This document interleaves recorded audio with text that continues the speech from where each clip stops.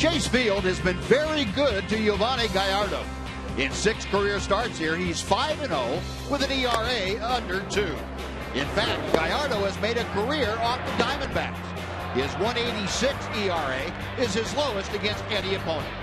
He rides his own 2-game win streak into Phoenix, hoping to propel the Rangers to their first 2-game win streak of the season. Your Rangers beat the Arizona Diamondbacks next on Fox Sports Southwest.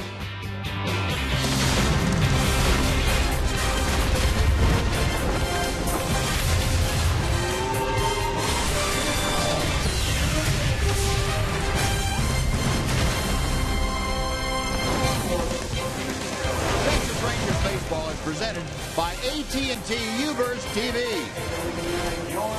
Welcome back to Phoenix, Arizona, the desert and the Valley of the Sun. The Rangers getting set to wrap up this brief 2-game series against the Arizona Diamondbacks. And welcome in, everyone, along with Tom Greaves, Steve Busby. Glad you could join us on this Wednesday night of Rangers baseball. Rangers getting ready to saddle up their big workhorse and see if they can't ride Yovani Gallardo to another win. And, Tom, he has been everything in the last few starts the Rangers had hoped. He has, Buzzy. He got off to a little bit of a shaky start in the opener in Oakland. He only pitched 4 innings, had to throw a lot of pitches, but each start since then has gotten better, especially his last start on this road trip in Seattle. Now, he didn't strike out a lot of guys up in Seattle, but he kept the ball on the ground, and his infielders made some plays behind him. We're going to show you what we're talking about right here. Weakly hit ground ball turned into an easy double play for Elvis. Pretty hard hit ground ball turned into a little bit of a tougher double play, but they managed to turn it. A little bit later in the game, a very nice play started by Rubned and Elvis. So they turned 4 double plays. Most of the outs were the result of ground balls. Again, not a lot of strikeouts, but very successful with that style. Yeah, and very efficient, too. This is the new reinvented Yovani Gallardo, if you will, and the Rangers would love to see him repeat that performance here tonight. Well, the offense got back in gear last night, as they did Sunday in Seattle. So Prince Fielder and the Rangers looking for more runs on the board and see if Yovani Gallardo can continue his mastery over the Diamondbacks. We'll be back with more right after this on Fox Sports Southwest.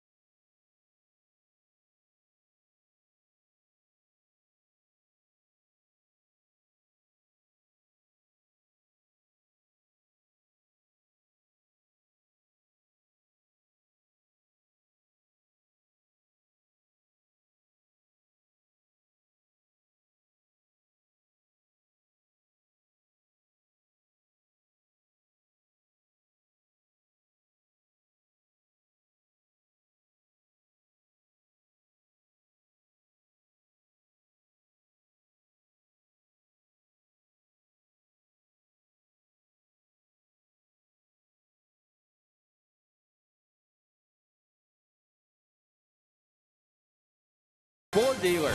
The EcoBoost Challenge is on at your Texas Ford dealer. Get to your best in Texas Ford dealer today. By AT&T UVerse TV. UVerse has more live TV channels on the go than cable. And by Southwest Airlines. Book your low fare now at southwest.com. Another gorgeous evening out here in the Valley of the Sun. We'll be back with the starting lineups of the first pitch, your Rangers and the Arizona Diamondbacks, right after this on Fox Sports Southwest.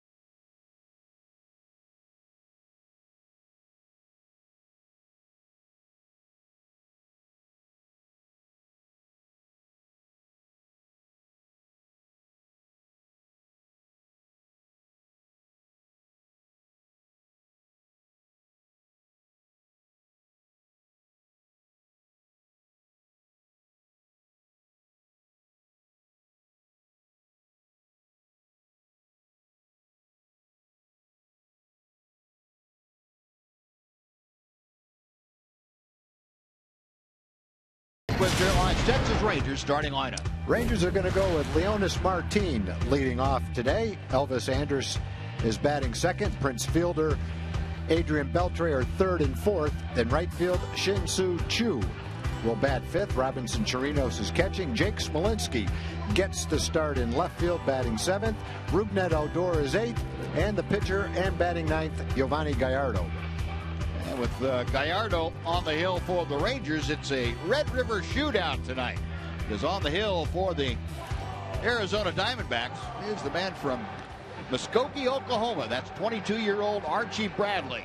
Boy, and this young man really has burst onto the scene as the #1 prospect in the Diamondbacks organization. And he is in the top 10 overall in all of baseball, according to Baseball America. He has an above-average fastball up to the mid and sometimes upper 90s. And he also has a knuckle curveball, which adds to a lot of strikeouts for the right-hander. In the minor leagues, he averaged better than a strikeout per inning pitched. The only problem was walks were about 5 per 9 innings pitched. So he had to cut down on that. And the Diamondbacks feel that he has done such a good job that he earned the spot in the rotation out of spring training. And we'll take a look at the Diamondbacks defense behind Archie Bradley tonight. Inciarte gets the start in left field. A.J. Pollock in center. Mark Trumbo is in right. Paul Goldschmidt at first. Chris Owings and Nick Ahmed up the middle. Aaron Hill will start at third base this evening, and Tuffy Goswitch is behind the plate. Now the Rangers at 6-8. They are tied with the Los Angeles Angels for third in the AL West. They are 2 games back of the division-leading Astros. And we are underway as Leonis Martin takes strike one. Martin having a great road trip. He has hit nearly 500 on the first 4 games of this trip. 4-game hitting streak, 471 with 3 RBI and 3 doubles. Boy, that ball shattered back up the middle. The bat shattered, I should say. And the ball almost ticked Bradley's fingers as it went by him. Wasn't hit all that hard. Leonis lost a bat, lost an at bat. 1 gone. When Archie Bradley, the summer before the draft, when he was a #1 draft choice, good fastball right in on the fist. He played in Dallas for the Mustangs. On that team was Dylan Bundy, who was even a higher draft choice than he was by the Orioles. And they also had another kid named Bradley Marquez, who was drafted by the Mets. He turned out to be a top wide receiver at Texas Tech. All 3 of those kids played on the same summer league team. You can imagine how good their team was with Bundy and Bradley. They went all the way to the college, to the Connie Mack World Series. Ken Guthrie was their coach. Ken used to be the bullpen catcher for the Rangers. Yeah. And for people familiar with summer baseball in Dallas, they'll know that Sam Carpenter coached that same team for a number of years. I think that year Sam was coaching a younger team. And I remember scouts talking about both Bundy and Bradley, saying that Bundy may have been slightly more polished as a high school pitcher, but that Bradley might have had more raw talent. So see how that plays out. Well, he's a big guy at 6'4", about 230 pounds, and he is now fallen behind Elvis Andrus. It's 3 balls and a strike. Elvis, a couple of big hits last night, and an RBI single, a chopper over the infield. They got the Rangers on top to stay in that ball game. Count is now full, and so Elvis trying to get aboard with 1 out. Prince Fielder, the Ranger first baseman, waits to be next. Bradley to the wind, the payoff pitch. Pollock in center, waiting for it to come down. That is out number 2. Well, a big part of the ballpark here in Phoenix, even though the ball carries a little better here than most other places, still it's a lot of territory out there. 413 to the left and right of dead center field, and 407 to dead center field. That wall up there about 20 feet, 22 feet or so. See the yellow line going up into the boxes that hang over the field on either side of the hitter's backdrop. Well, here's Prince, a double and a home run last night. 386 average, a home run, 9 driven in. That 386 is good for 4th in the American League.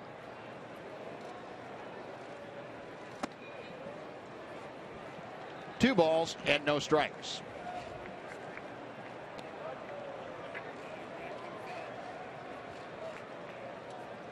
The shift on for the Diamondbacks.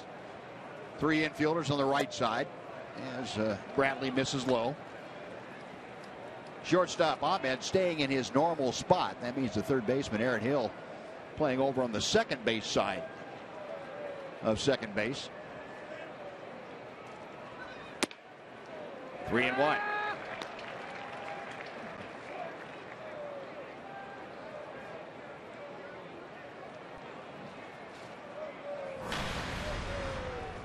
Last 13 ball games, Prince Fielder a .415 average. Ball 4 takes the walk. Didn't look like Archie Bradley really wanted a whole lot to do with Prince Fielder. Take a look at our T-Mobile game changer talking about Prince Fielder. 22 hits is tied for 4th in Major League Baseball. 9 multiple hit games already is tied for the most in the major leagues. And he has hit safely in 11 of 14 games. Other than that, it's been a very calm year for Prince Fielder. Hasn't done a whole lot. I know he's feeling good about the start of the season. He prides himself in knocking in runs. He's doing that. He's healthy. Hopefully it'll carry over for the whole season. No reason why it can't. Yep. Done it plenty of times before. Sure has. Adrian Beltre a .158 average. A home run, an RBI. He hasn't had a home run since the Oakland series that opened up the season. He might have to try that down on one knee swing again. Yeah. Although I'm not sure Bradley's the kind of guy that you want to do that. That mostly is on curveballs, isn't it? Off-speed pitches. Yeah, probably. Probably. A little tough for guys throwing the ball in the mid-90s to get down on one knee and time it right. Yeah, you got the feet working. 2-1.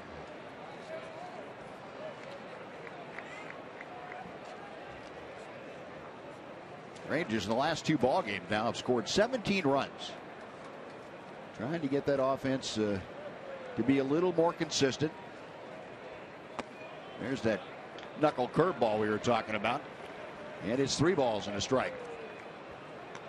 So Beltre hitting 4th, trying to get aboard the joint Prince fielder. Shin-Soo Choo, the Ranger right fielder, waits to be next. If you look at Bradley's numbers in the minor leagues, he walked 202 batters in 373 innings. That's almost 5 walks per 9 innings. So he's had a little bit of a problem throwing strikes in the minor leagues, and coming into the game he'd walk 6 in 12 innings and make that 8 now. So control for the youngster is still a little bit of an issue. Well, I would think, and correct me if I'm wrong, Tom, but when you're facing a young pitcher like this, you haven't seen him before the way the Rangers have. One of the things you want to do is make him throw a lot of pitches early if you can, to see if he's going to be wild. Yeah, sure. I don't think he's thrown anything but a fastball yet. You know, Adrian, as far as the strikeout rates go, he's about almost 15 1/3 at bats per strikeout. So that's pretty good as far as a guy that hits in the middle of the order. Hadn't had a whole lot of luck yet having the ball find a hole. Here's Choo, and he takes ball 1. Well, Bradley, who has walked back-to-back hitters with 2 outs, Fielder and Beltre, now working to Choo. Shin-Soo at 135 with a home run, 5 driven in. Choo has been struggling. I'm sure you've had it chronicled for you ever since the back spasms made him come out of the ball game early against Houston. That's been 12 days ago now. He has really struggled. Last 8 ball games, just 2 for 25. Chance here to, with a base hit, get the Rangers on the board. See our Fox tracker, that last pitch right at the bottom of the strike zone. Here's the breaking ball, and it's 1-2.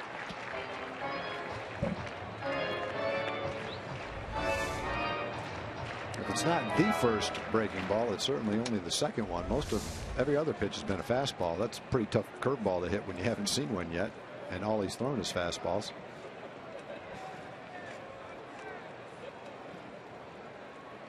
Fielder getting his lead from second right there at the bottom of your screen.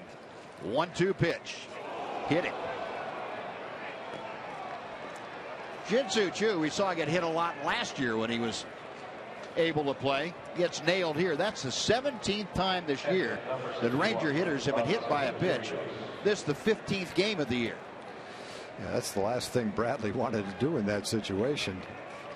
Shin-Soo is down in the count, and he took that 92-mile-an-hour fastball. He's trying to throw him in. He pulls it down too much and hits him right in the right calf. That definitely does not feel good. That's one you just hope doesn't tighten up as the game goes on. It does load the bases, though, and will make the next pitch the 24th pitch in the first inning for Archie Bradley. You know, we talked about Choo getting hit last year a lot. That's the 89th time since 2009 that Choo has been hit by a pitch. That's the most in that time span in the major leagues. And there you get an idea. Rangers 3 more hit batters than Kansas City. They're leading by quite a margin. So bases full now with 2 outs. Here's Robinson Chirinos. And he looks at that knuckle curve that bends in for a strike.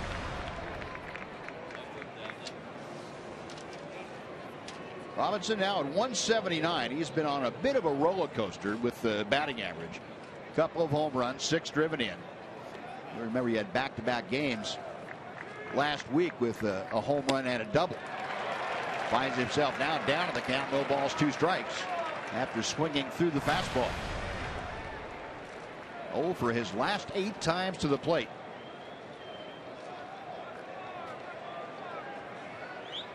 Bradley working from the stretch with the bases loaded, 2 outs in the first inning.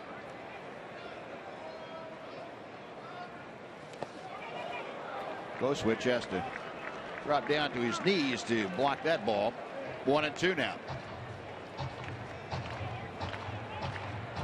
Well, the Rangers have made Bradley throw a lot of pitches here in the first. Looked like it was going to be a pretty quick inning for him. Got Martin and Andrus on balls in play quickly. Hasn't gone quickly for him since then, though.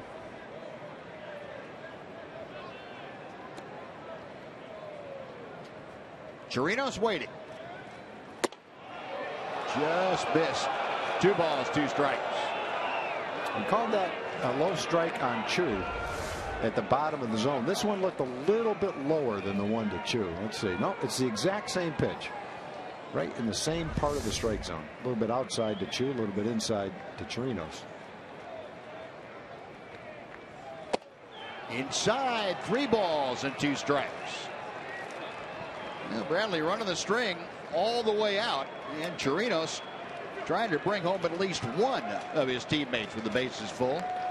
Jake Smolinski will follow in the order. 28 pitches, 11 strikes, and 17 balls. Ouch. Payoff pitch, runners on the move, and we'll try it again.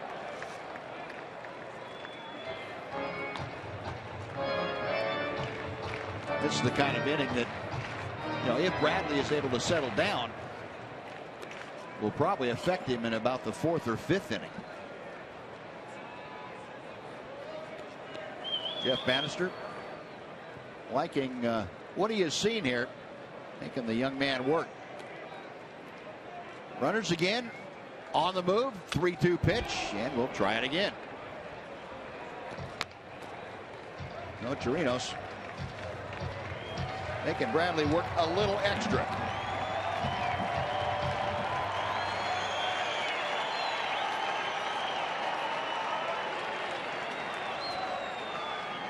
Get an idea of the scattergun approach or the location of those pitches. Bradley again ready. Adrian Beltre is going to have to get some oxygen before he goes out to play defensively. He's had to run 3 wind sprints now and almost all the way to 3rd. Bradley's been able to throw 3 straight strikes. I don't know if he can throw 4 straight strikes. But Robinson's fouled 3 straight off. Yeah. 9th pitch of the at bat coming to Chirinos. Inside, ball 4. A walk with the bases full. Prince Fielder scores. The Rangers, like last night, take a 1-0 lead. The difference, they have not had a hit here in the first. 3 walks, a hit batter, and Chirinos with the RBI walk makes it 1-0. Robinson now 7 RBI. Well, you talk about losing it all of a sudden. You mentioned it, Tom.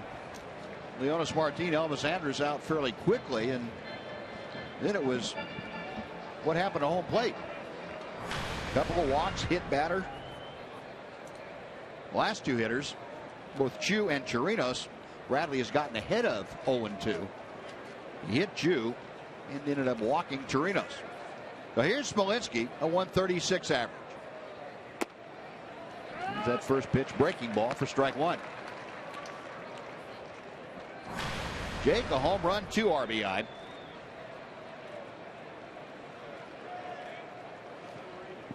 Started the season 1 for 17 and had a 2-hit game Sunday. His first home run in those 2 hits.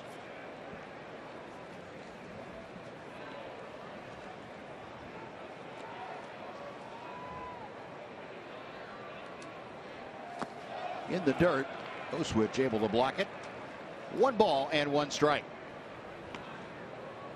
Arizona is going to get a little bit of action in the bullpen just in case, with 4 straight guys reaching, and the pitch coming up at 35.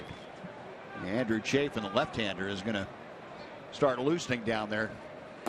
And this really is a situation where Chip Hale, the Diamondbacks manager, can't just leave him out there to find it. You know, it's there's Chafin. There's a point where you have to protect a guy, a young pitcher. from situations like this. You might let a veteran pitcher go ahead and toil through it. And that is a strike. It's 2-2 to Smolinski.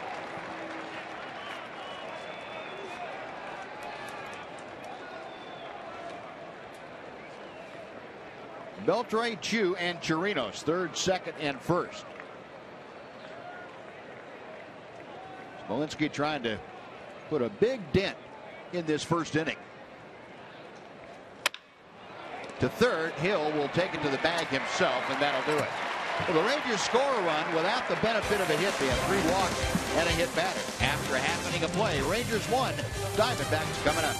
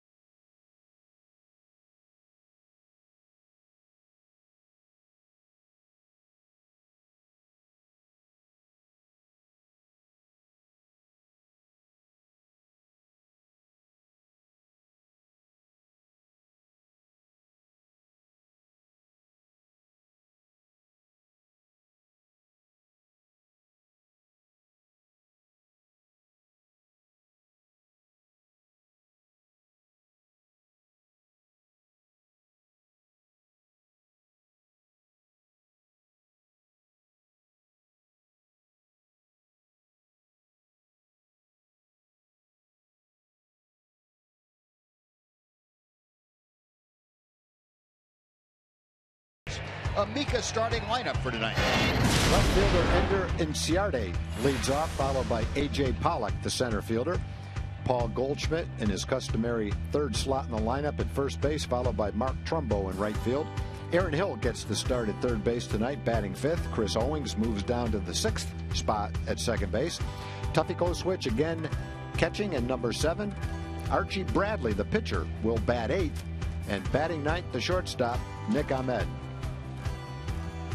And for the Rangers, the 29-year-old right-hander Giovanni Gallardo. His 10 starts against Arizona, 7-0 career record with a 186 earned run average. 193 ERA in this ballpark, where he has never been defeated in 5 decisions. A lot quicker outs, fewer strikeouts for Gallardo. We talked about that. We'll continue to talk about it. More sinking kinds of fastballs and fewer big breaking balls. He's gone a little more to the slider. Doesn't get as many swings and misses, but gets him out of the innings a little quicker. Inciarte leading things off. Giovanni fires a strike. 321 the average for the fleet-footed outfielder. No home runs, 7 driven in.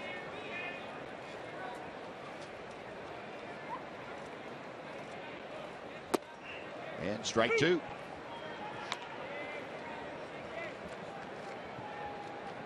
Big part of the running game for the Diamondbacks. Inciarte, he and A.J. Pollock right there at the top of the order. If they're going to use speed, they rely on those 2 guys. 2 balls and 2 strikes now. Yeah, Inciarte stole 19 bases last year. Doesn't walk much and doesn't strike out a whole lot. So he's going to put the ball in play. Grounded through the hole on the right side, a base hit. So Inciarte starts things off for the Diamondbacks with a single. Now we'll take a look at the Ranger defense behind Giovanni Gallardo tonight.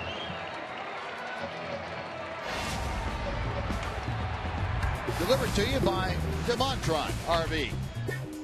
Jake Smolinski is in left field to start things off this evening. Leonis Martin and Shin-Soo Choo round out the outfield.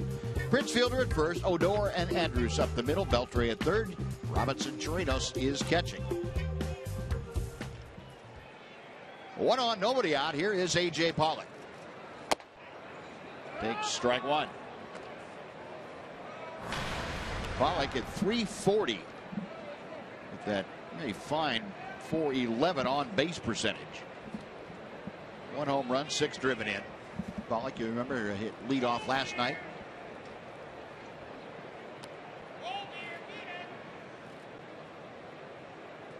Gallardo a check of first. And hits the outside corner. 0-2. Well, he talked about Giovanni in the open to the show. And one thing that really helped him in his start on this road trip in Seattle was the double plague ball. He had a lot of ground balls in that game. And a bunch of them turned into double plays to get him out of any potential trouble. This is inside. That's that two-seam fastball. You saw from our center field shot that ball working its way in and down a little bit to Pollock. A ball and 2 strikes. Now this is the ideal setup with Gallardo ahead of the count. Rangers at double play depth with Andrews and Odor up a step.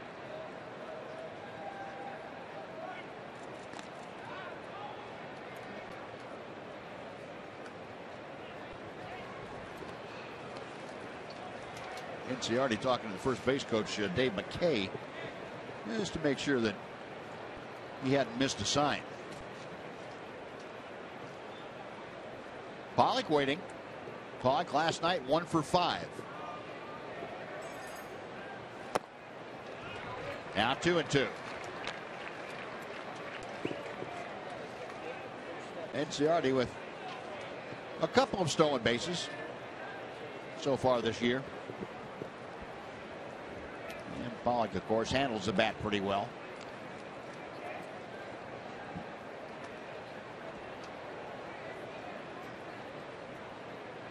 Cincinnati expanding that lead by just about a half a step.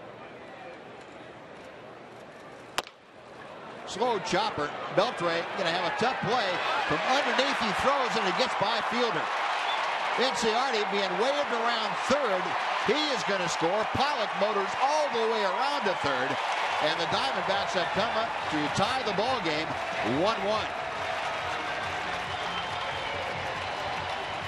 Now, a little chopper that was going to be almost an impossible play for Beltre. He tried to make the throw anyway, and it was wide, and that set the stage for the speed on the base paths to take effect. Yeah, depending on the runner, he might have had a chance, but Pollock's a really good runner. And the ball looked like it bounced a little bit to the right, which caused Adrian to be a little bit off balance when he tried to throw that ball. Don't think he was going to get him anyway. And now the errant throw has turned it into a potential 2-run inning right here. Yeah, it's going to be an infield single for Pollock and an error, a 2-base error on Adrian Beltre, and it brings up Paul Goldschmidt. A little bit like the first run, the run that the Diamondbacks got last night. A couple little dinky grounders and a short ground ball to third base. Little bouncer into right field and a tapper to third base. Has him in business here in the first. It's fouled off, and the count is 1-1. Goldschmidt, the one guy in the Diamondbacks lineup that Gallardo just has not had any luck against. You see the RBI leaders and Goldschmidt in the National League right there at the top. Goldschmidt is also 7 for 10 lifetime against Giovanni Gallardo.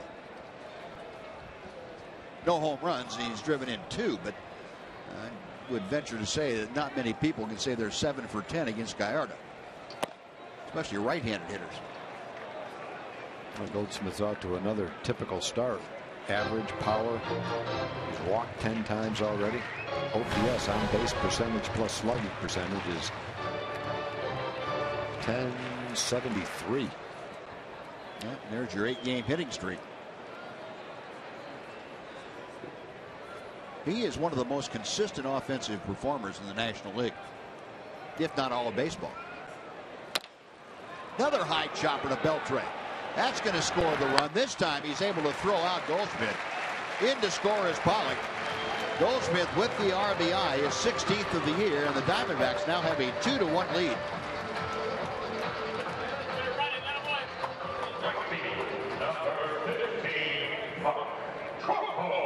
Two Arizona choppers. Two choppers and a bouncer to right ends up as 2 runs. That was right off the plate, wasn't it? Yep, it was. Probably lucky it was, because it bounced all the way to Adrian, which allowed him to get Goldschmidt. If that ball doesn't bounce as high and bounces in front of him, Goldschmidt might beat it out. Well, it's been kind of a wacky first inning here in Phoenix tonight. Mark Trumbo, the hitter, a .271 average. Trumbo with a home run and 4 driven in.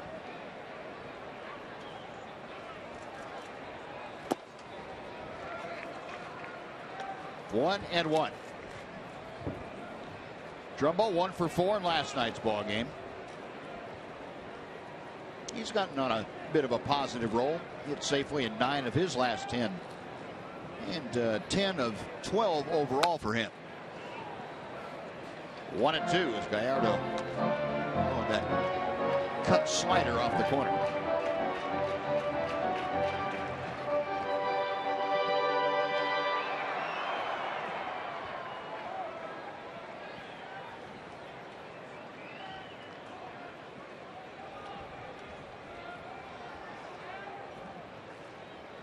Gallardo to the wind. And that evens the count now at 2-2.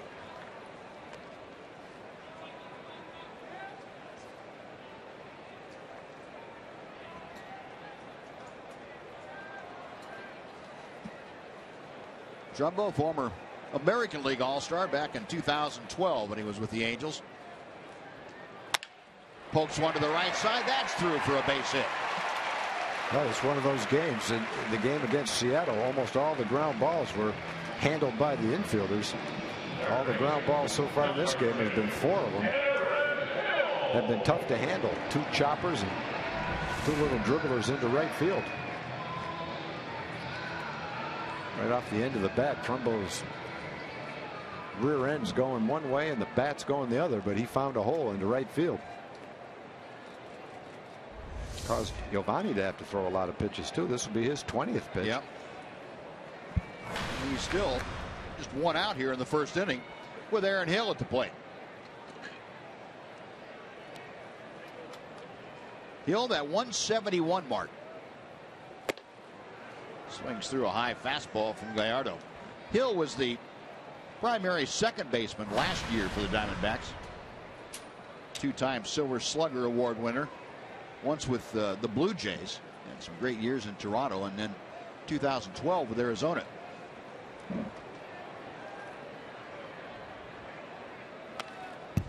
Nothing at 2.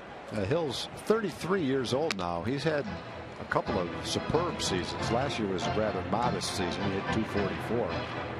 2012, though, he hit 326 home runs, 44 doubles. Big year was 2009 with Toronto. 36 home runs, knocked in 108. Yeah, and for a second baseman, that's really putting some lumber out there. Sure is. Call strike 3. Well, Hill got caught looking for something other than a fastball, and he took it for 3rd strike. That's 2 outs for Chris Owings. Number 16, Chris Owings. Didn't appear to be much doubt about that pitch. I guess whether it's inside or outside, but it kind of comes back and catches the outside corner. A good movement on it. Hill might have thought it was outside. Might have looked outside, but it didn't end up that way. I think he got caught looking for a slider that was going to go away from him. Yeah. Here's Owings, and he flares the first pitch out of play down the right side. 0-1. Owings a 196 average. 1 for 3 in limited matchups before against Giovanni Gallardo. Owings last night 1 for 5. Starting to turn things around offensively for himself. A little bit low. 1 ball, 1 strike. Last 5 ball games, Owings has hit .304.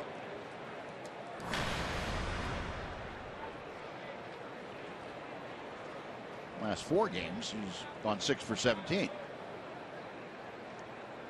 A ball and a strike. This one lined to right. And right at Shin-Soo Choo. That'll do it, but the Diamondbacks get the lead. They get 2 runs on 3 hits and an error. On to the second. 2-1 Arizona.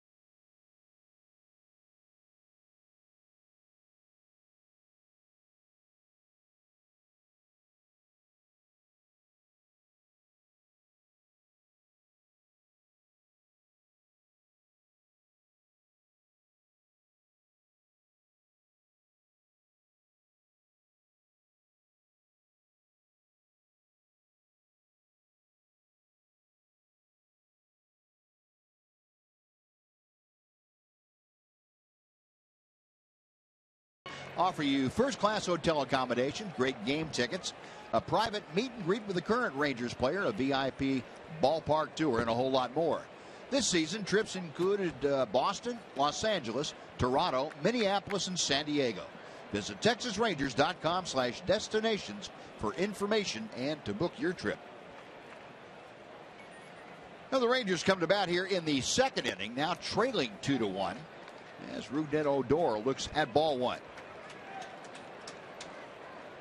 Odor hitting in the 8th spot, batting just .128, and he has been suffering through a miserable time of late.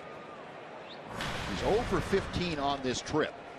This is the 5th game of the Rangers trip. He's 0 for 16 since his last hit against the Angels at home. 3 balls, no strikes. I don't think the Diamondbacks are going to have as much patience this inning with Bradley as they did last inning. He had 2 outs last inning when he had the control problems. But after throwing 37 pitches in the first inning, going to have to throw more strikes in the second inning. Over 60 pitches were thrown combined in the first inning. And ball 4. So Odor draws the leadoff walk. Yeah, and I would think that'd get somebody back up. Yeah. Maybe Chafin again back up in the bullpen. I would too. No, Archie Bradley with his 4th walk. I don't know how you could take him out with a no-hitter, though. That's a good point, Tom. Our Ford leaderboard. How about home runs by pitchers? Go back to 1974. Carlos Zambrano had 24 of them. Mike Hampton 16. Giovanni Gallardo, leader in the clubhouse right now of active pitchers with a dozen. And he's going to be asked to bunt here and take strike 1. Had both Hill and Goldschmidt charging down the line from both third and first. It'll be a good time for a guy that can handle the bat a little bit as a pitcher. If they're going to charge like that, square around and then try to slap a ground ball by him. And with all the years that Giovanni worked in the National League, I'm sure that's in his toolbox. Yeah, I bet it is too. Things to do. 0-1 the count. Again, Hill coming down the line from third. And Gallardo gets the bunt down. They're going to go to second. They get one there, back to first. And it's off the glove of Owings. Yeah, the force play, and it was a very difficult decision, but quickly made by Paul Goldschmidt. He made a very strong throw to Ahmed to get the force.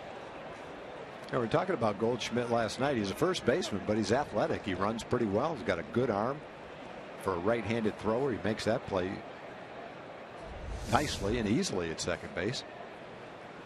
That's the ball that, after he got rid of it, that should have been turned for a double play. No, now Gallardo at first. Back to the top of the order. And Leonis Martin takes a strike. Martin, a ground ball right up the middle to shortstop. Very softly hit his first time. Using a new bat this time because the last one he had was shattered by that pitch.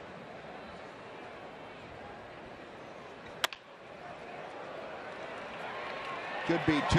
Oh, a fancy footwork, a bare hand by Ahmed at second, and he turns the 4-6-3 double plays. An outstanding defense by the Diamondbacks. The Rangers gone in the second after 1.5, 2-1 Arizona.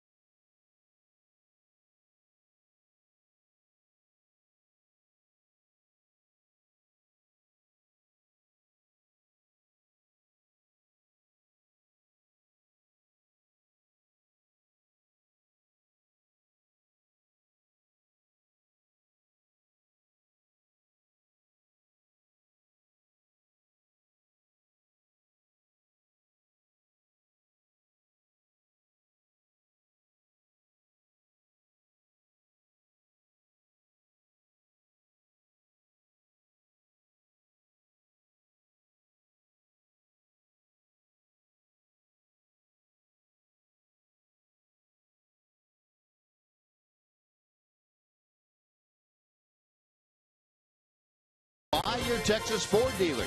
The EcoBoost Challenge is on at your Texas Ford dealer. Get to your best in Texas Ford dealer today. A beautiful evening, very comfortable temperatures in the low 80s. Very dry out here in the desert, and a delightful night. Diamondbacks leading the Rangers 2-1 as we head to the bottom of the second. Tuffy Goswitch to start things off. They'll be followed by the pitcher and then the number 9 hitter, Nick Ahmed. Yeah, I said the pitcher. The pitcher's hitting 8th in Chip Hale's lineup. We'll talk about that in just a second. First, though, Tuffy Goswitch, a 209 hitter up there. 0-1 pitch.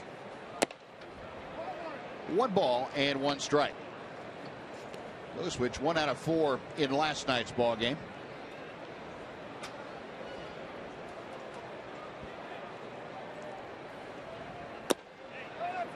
Lays off that slider, working its way away from him. And the count moves to 2-1. Belated appeal down to Tim Timmons at first base, and he didn't swing. Mike Everett, by the way, calling the balls and strikes tonight. Out of play on the first base side. Giovanni's been one of the more consistent pitchers over the last 6 years. He's one of 9 pitchers with at least 180 innings pitched in all 6 years. One of 10 with at least 30 starts in all 6 years. He's definitely taken the ball. He's among the leaders in strikeouts, wins, innings pitched over the last 6 years. Chopper to first. Fielder will underhand the Gallardo covering, and 1 out. And finally, a chopper was turned into an out. Yeah. Normally you say, well, when the ball goes up in the air in some parts, you hold your breath. Here, when it's on the ground, you hold your breath. Yeah. Haven't been anything close to a hard hit ball yet. Here's Archie Bradley, the pitcher.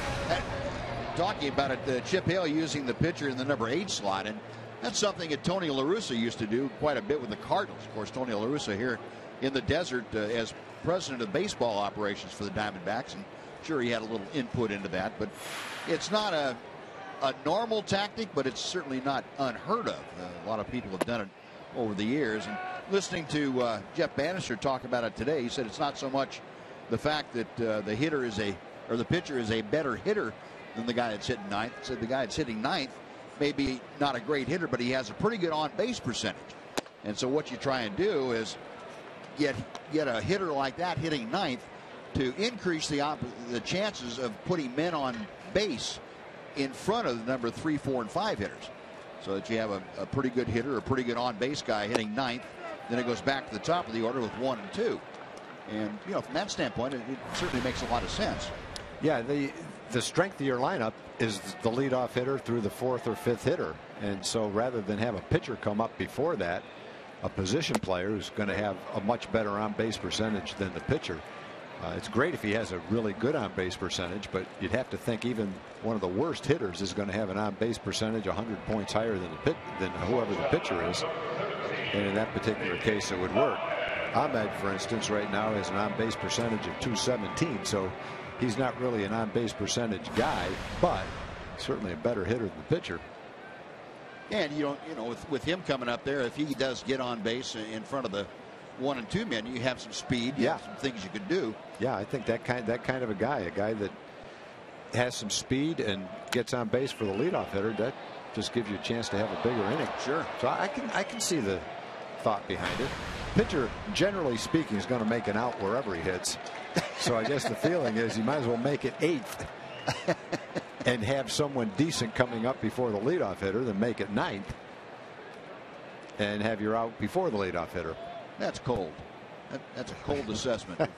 I'm just speaking in generalities. There's some exceptions to the rule. 0-2 now to Ahmed. I'm going to tell Giovanni you said that. Well, the thing is, if you can hit as a pitcher, you have a huge advantage in the National League, because now there's 9 spots that have a chance to hit, and your opponent only has 8. Sure. So, a guy like Giovanni, if he can hit 180 and hit 3 home runs and knock in 7 or 8 runs, that might win him a ball game. Yeah. 1-2 the count to Nick Ahmed. I remember how seriously Gaylord Perry took hitting, and it wasn't that he was a very good hitter. It's just that he was so competitive and wanted to win so badly. He figured if he could get a bunt down to move a runner, or he could make contact to move a runner, it might give him a better chance to win a game. And sure. So he really concentrated. He wasn't just going up there and throwing an at bat away. He was trying to do anything he could to give himself a better chance. And Gallardo gets a couple of strikeouts in the inning. He has 3 for the night. And the Diamondbacks down in order. We finished 2. Diamondbacks leading 2-1.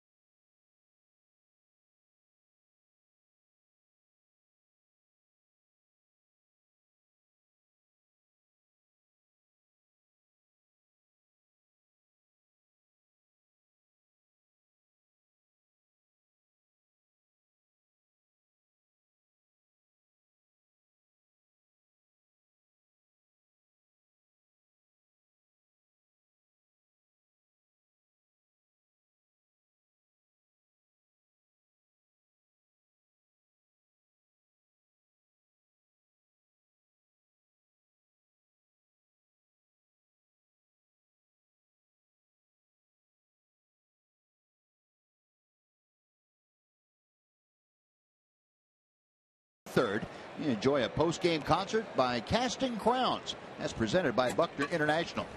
Concert will follow the 2:05 game against the Oakland A's, and you can get game tickets and a field pass to watch the concert on the field at TexasRangers.com/concerts.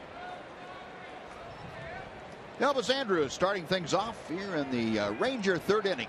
Arizona leading 2-1. Rangers scored their run without benefit of a hit in the 1st inning. And Archie Bradley fires a strike to even the count to Elvis. Andrus a fly ball to center. 0 for 1 tonight. High and tight. A knuckle curve that didn't curve. And Bradley would be throwing his 50th pitch. Still has more balls thrown than strikes, but that double play really helped him out last inning. Nicely turned double play on Martin. It's a way to lay off that pitch. Elvis pulling the bat head back very quickly. It's 3 balls and a strike.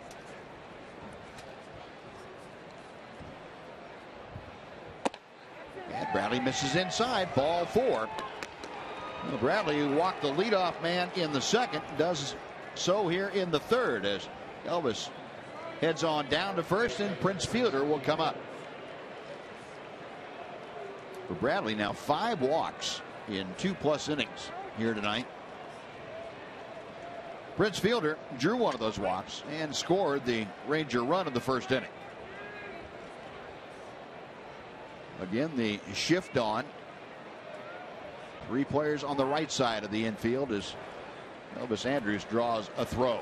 Well, we've seen on this trip that the shift is not always employed against Prince because of the way he's sprayed the ball around the first couple of weeks of the season. Some teams are playing him straight up. Obviously, Arizona's not one of them.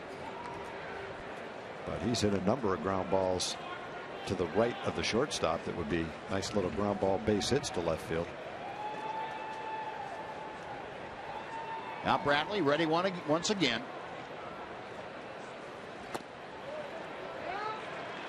Yeah, I would think a lot of that too depends on Tom how they feel like they're going to pitch to him, and generally clubs will develop an overall pitching strategy for each hitter. And not that every pitcher is going to throw exactly the same way, but you know, if they're planning on throwing a lot of slow breaking balls like that first pitch, then they would tend to shift over more than teams that were just going to say stay away with fastballs. That ball is hit high and deep down the left field line, but it slices and goes back out of play.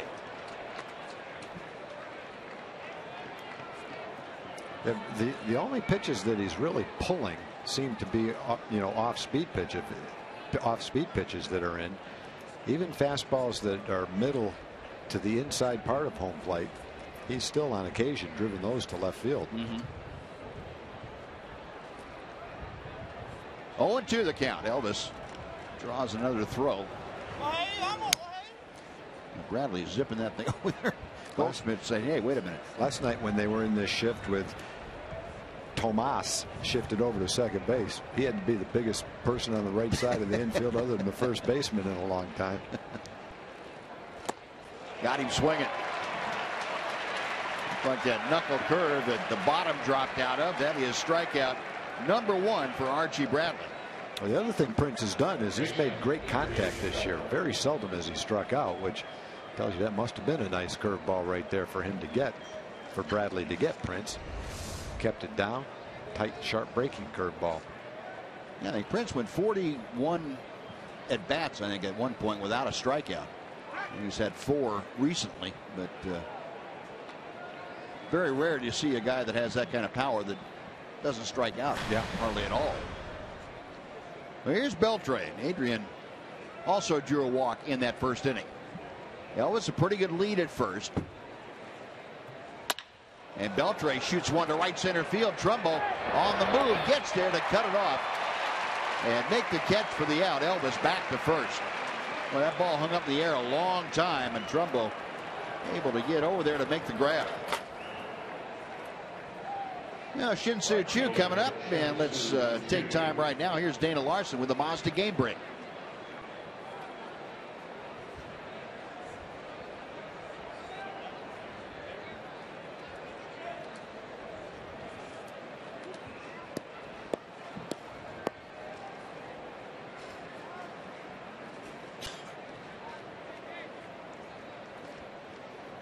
All right, Dana, thank you.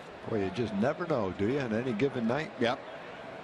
David Price been untouchable. Well, apparently David Price doesn't pitch well in the snow. Well, it's one thing to have it snowing in the end of March and beginning of April, but on April 22nd, you don't expect to see snow. Might have caught him by surprise. Unless you happen to be in Colorado. I can remember playing in Denver in the minor leagues, and we have an 8-game homestand. Two teams coming in for 4 games apiece, and we got snowed out of 6 out of the first 8 games of the year. Boy, backs up a lot of doubleheaders. It sure does.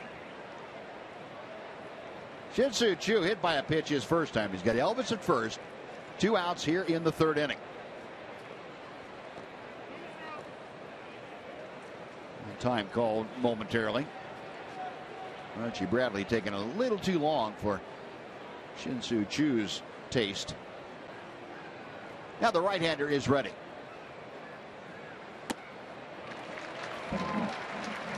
One ball and 1 strike.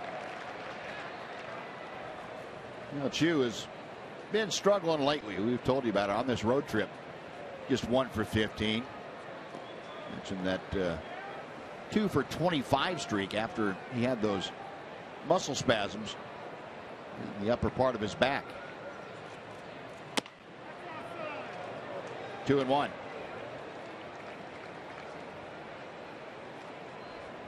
Choo in 8 games in his career against the Diamondbacks is a .276 hitter.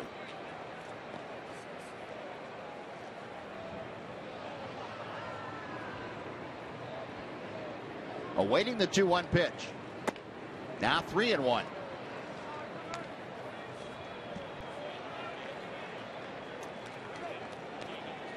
The thing that's saved Bradley so far in this game is the Rangers haven't had a hit. And it's not that easy to hit a guy that's got pretty good stuff and is throwing the ball all over the place. You don't know where it's going. And Choo pops up the 3-1 pitch. Hill and Ahmed, the shortstop, making the call. That'll do it. So the Rangers again get a leadoff walk, but can't do anything with him. They leave him stranded. 2.5 in the books. 2-1 Arizona on Fox Sports Southwest.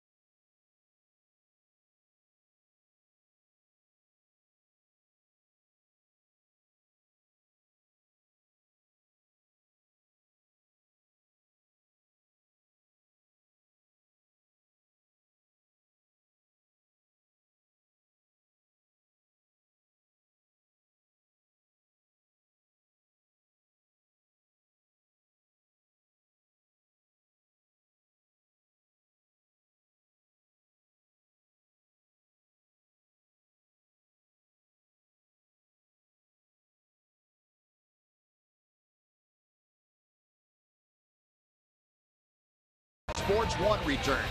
The Indians take on the Tigers. Then it's the return of the Subway Series as the Yankees battle the Mets. Coverage begins at 11:30 a.m. on America's home for baseball every Saturday, Fox Sports 1, and streaming live on Fox Sports Go.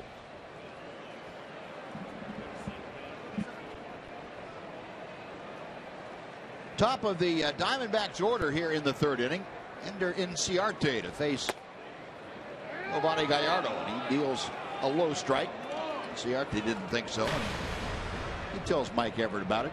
Inciarte singled and scored in the first inning.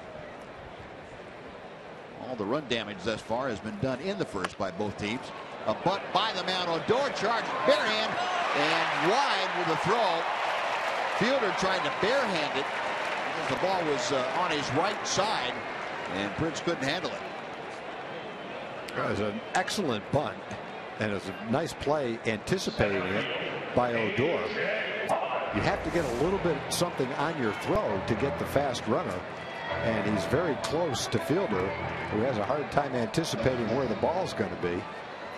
And it's a little bit to our left of his glove, and he tries to catch it with his bare hand. Couldn't quite do it.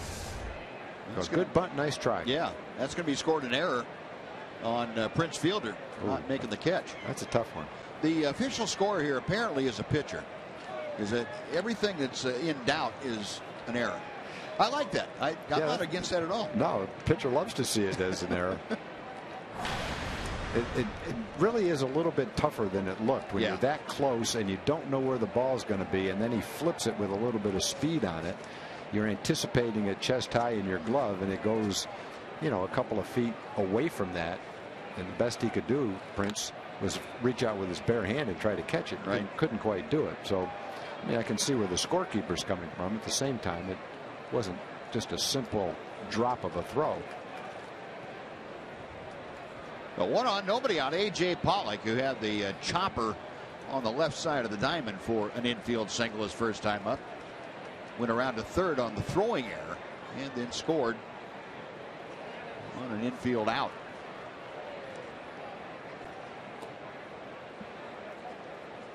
Inciarte, you got a pretty good idea of how quickly he gets down the line, too. He can scoot. Gallardo checks him to right center field. Leonis can't get there. He plays it on a hop. Around second is Inciarte. He will move into third, and the Diamondbacks now, with nobody out, have runners at the corners for Paul Goldschmidt.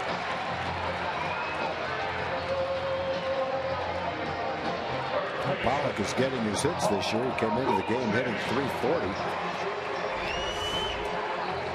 Hits the ball, I'd say, semi-hard to right field. The pitch down and in. Shoots a little line drive to right center field.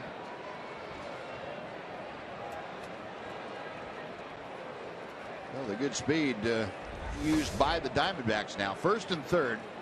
Goldschmidt had an RBI, his 16th of the year, as he hit a high chopper that was handled by Beltre in the first. Nobody out. Diamondbacks threatening in the third inning. Another high chopper, but this one is foul.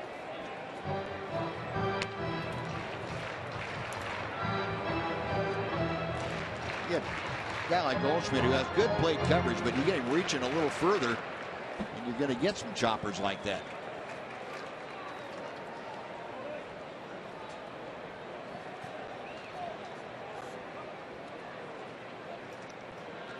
Rangers with the infield at double play depth up the middle. Gallardo's 0-1.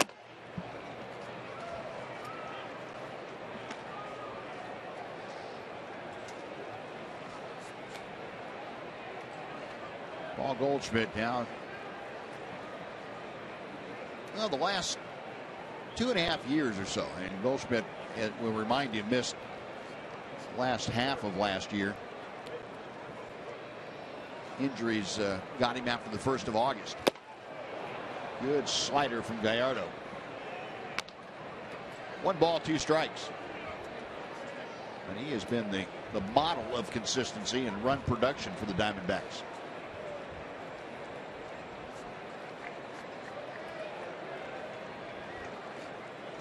He fractured his left hand last year, and he looks like he has a little bit of extra padding on it. The 1-2 pitch. Just a little bit low. Yeah, Ernesto Frieri hit him with a pitch last year. Going to pinch that hand between the ball and the bat.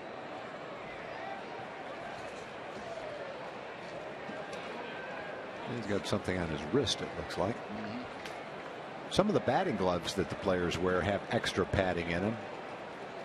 You could still get hurt, but it might keep you from breaking your hand. There goes Pollock. The pitch is swung on and missed. The throw is late. And staying at third is Inciarte, and Goldschmidt gone on strikes for the first out. Stolen base, though, gets Pollock in scoring position also. Fourth strikeout for Gallardo. Pollock in with his second stolen base of the year. Hey, Giovanni made some good pitches to Goldschmidt. Definitely trying to keep the ball away from him. Got him to swing and miss it. What looked like a strike, and then one out of the strike zone right there. Similar pitch that Sean Tolleson was able to get him on last night in that crucial situation. So second and third, one out now, and Mark Trumbo, the hitter. Trumbo singled to right his first time. 1 ball, no strikes. Rangers playing the infield all the way back. Trumbo with that single, now a .286 average. Good look at the middle and left side of the Ranger infield. Inciarte at third, Pollock at second. Snap throw to third. Beltre trying to sneak in behind Inciarte.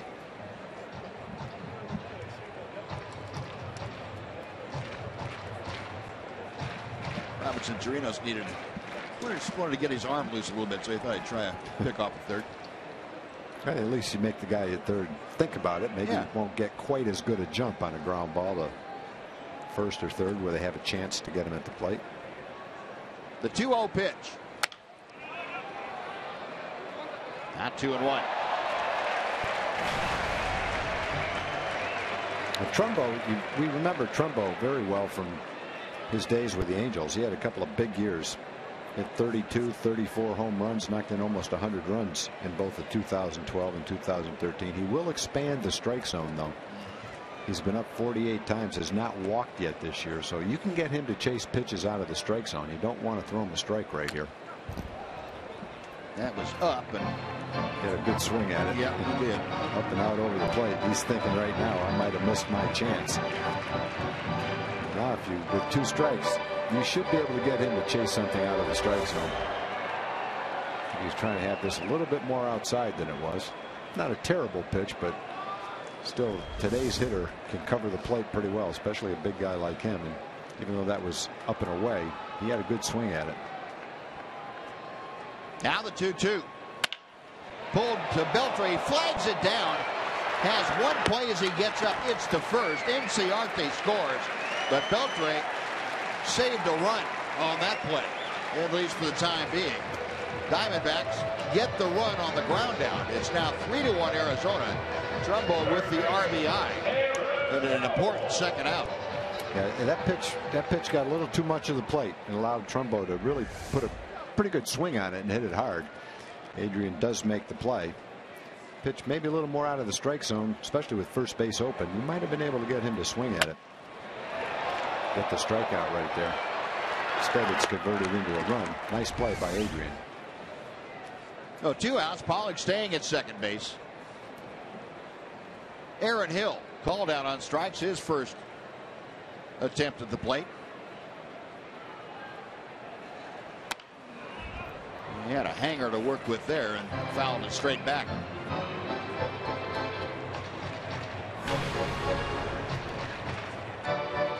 Hill hitting at 167. Mentioned last year the everyday second baseman. He had 116 starts in 2014 at second base, and he had 7 at third base.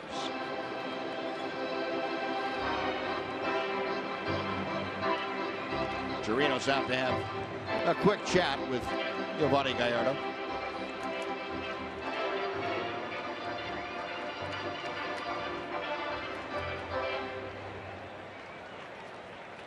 No balls and a strike.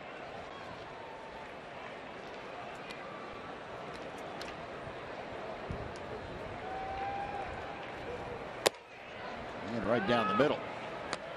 0-2. Seen Hill take 2 pitches. Probably the best 2 pitches you've seen all night as far as pitches to hit. But he has not been able to pull the trigger on a couple of fastballs.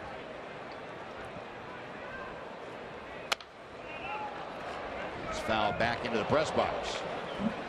Still 0-2.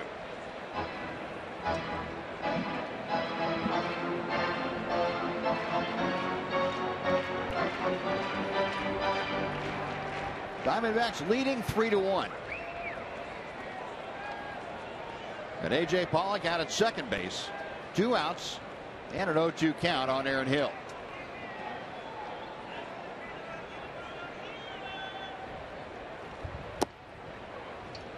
One ball, 2 strikes. Hill came over to the Diamondbacks in August of 2011. Interleague play in this ballpark.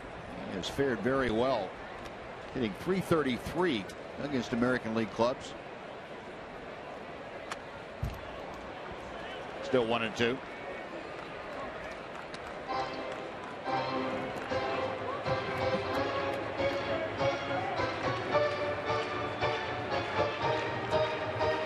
Diamondbacks come into play tonight and an even 500 team. They are 7-7, trailing the Dodgers in the National League West by 2.5 games. They're tied for third, right in the middle of the pack as far as an average. A .249 team average with 61 runs scored. Now they've added 3 more, so 64 runs scored. That was just picked up a paper bag that was blowing through the infield. Got an ovation from the stands and tipped his cap to him.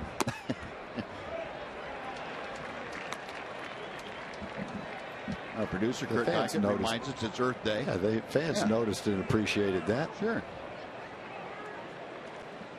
Be kind to Mother Earth. 2-2 now to Hill.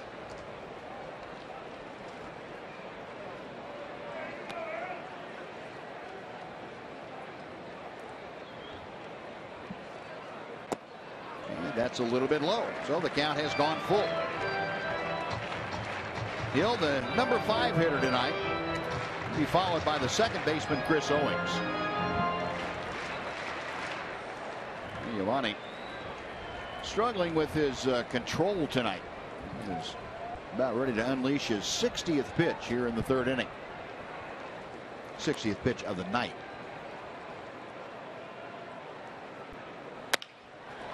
Little flare to right field. Chu coming on. Ball hangs up for him. And Shin-Soo Choo able to make the catch. That'll do it. But Diamondbacks had a run on a hit, an error, and 1 man left after 3. 3-1 Arizona over Texas.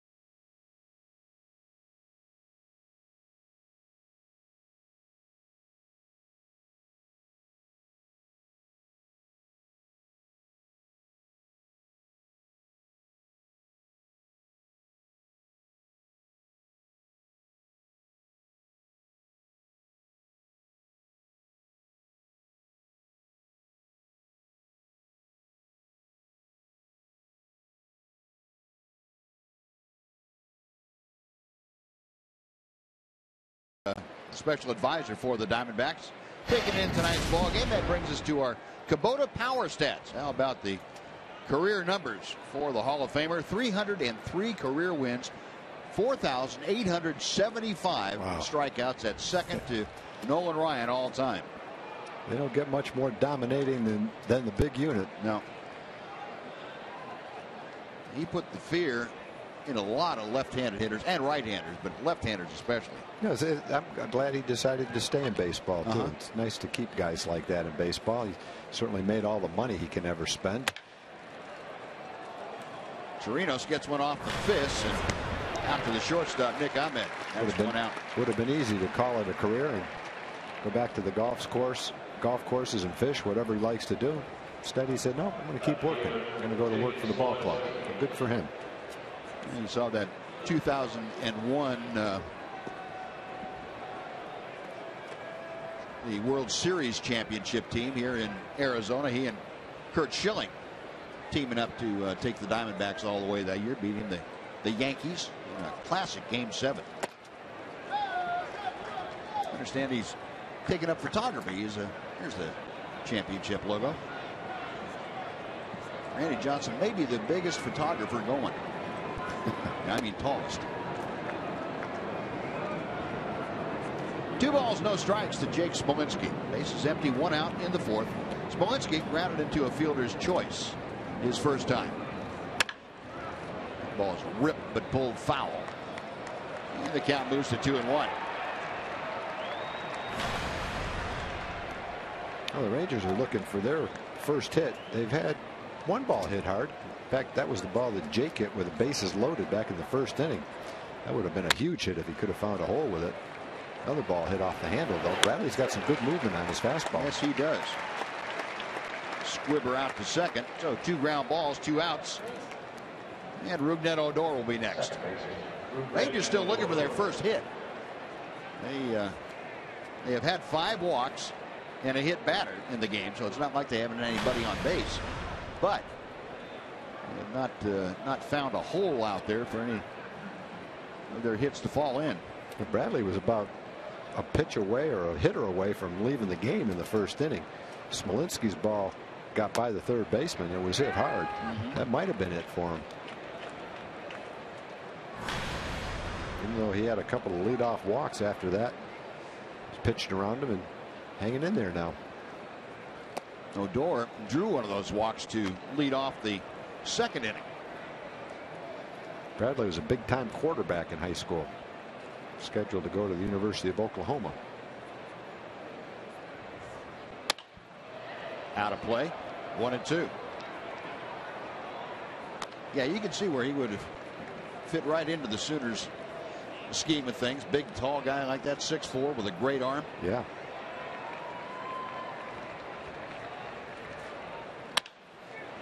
And a little looper down the left field line. Long run for Inciarte.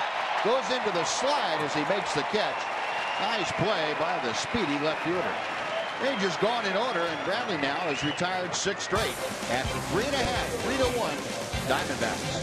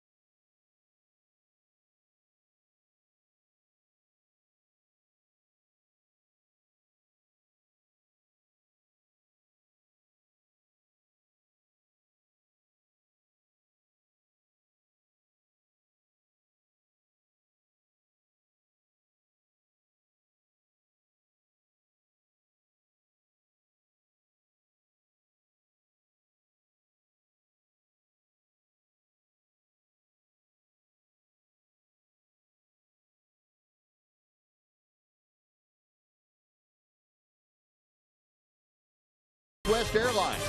Book your low fare now at southwest.com. And by the Mazda 6. J.D. Power has awarded the Mazda 6 highest ranked vehicle appeal among midsize cars. Chase Field, just east of downtown Phoenix. Very comfortable night, and Yovani Gallardo set to work in the bottom of the fourth inning. Rangers trailing 3-1.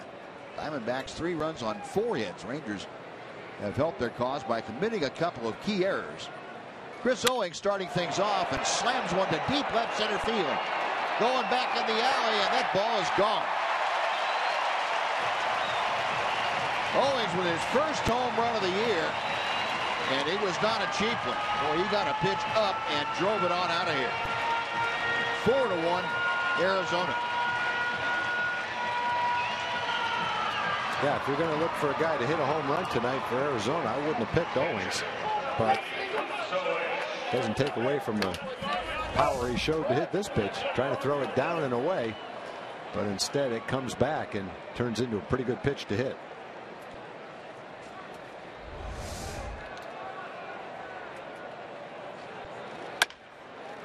And first ball swinging. Duffy goes switch.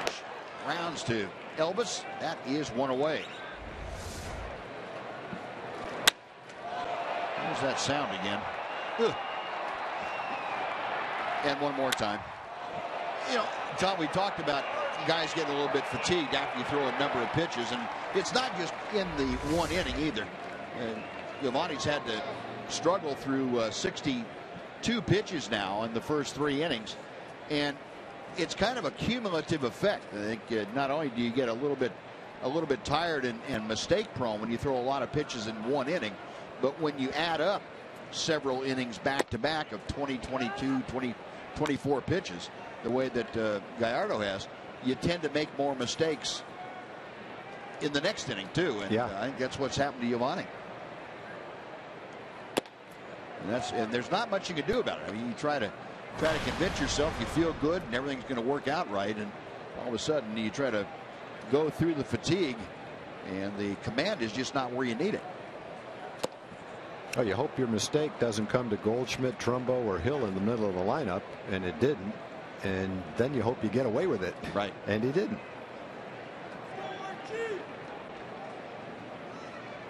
Archie Bradley, the pitcher, we mentioned hitting 8th tonight. Boy, that foul ball got a piece of Robinson Chirinos. If there's a catcher that gets hit by more foul tips than Robinson Chirinos, I'd like to see him. Seems like every game we're talking about 4 or 5 foul tips and just take a big bite out of Robinson. Hit right on the collarbone, it looked like. Hit the pad, but that cushions the blow a little bit, but it still gives you a pretty good shock when you get hit right there. Mike Everett, the home plate umpire, talking to him a little bit, giving him a little bit of extra time. Bradley called out on strikes, his first time up. Now 2-2 the count.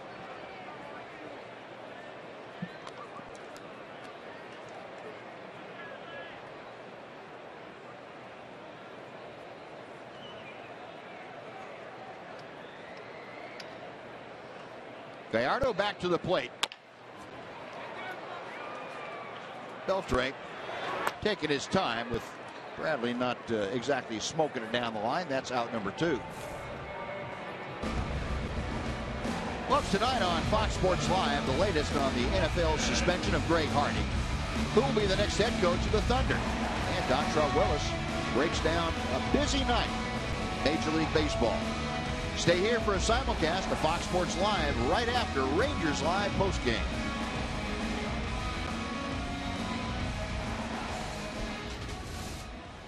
Nick Ahmed now, the number 9 hitter, steps in. Ahmed a strikeout back in the 2nd inning. Big breaking ball's a bit low for ball 1.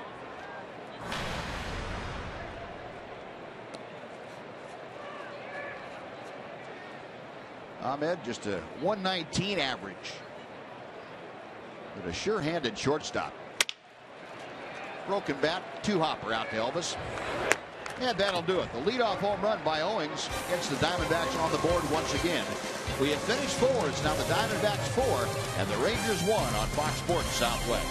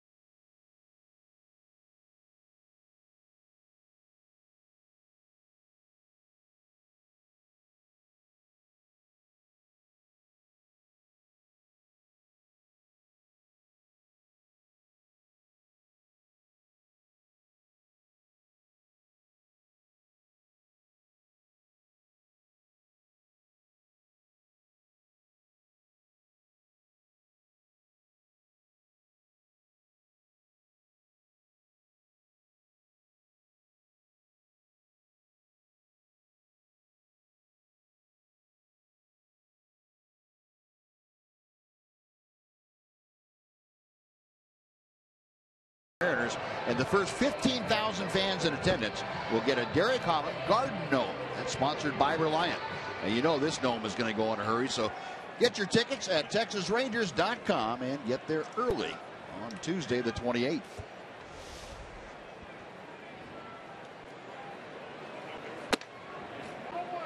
Top of the fifth inning, Yovani Gallardo leading things off. Archie Bradley still is not allowed a hit through the first 4 innings of play. Gallardo takes a strike. Giovanni tried to sacrifice bunt in the second and bunted into a fielder's choice. Well, maybe Giovanni will get the rally going. He'll take the pitcher to get a hit. A good swing. You see a look on his face. He knows he had a good pitch to hit right there. Generally, a pitcher doesn't know the difference between a good pitch and a bad pitch, but watch Giovanni. He had a good swing, had a good pitch to hit. High and tight, and it's 2-2. Talked about Gallardo career-wise, 12 home runs, 41 RBI, and 41 RBI is second in the major leagues, active players. Only pitcher with more right now, Jason Marquis.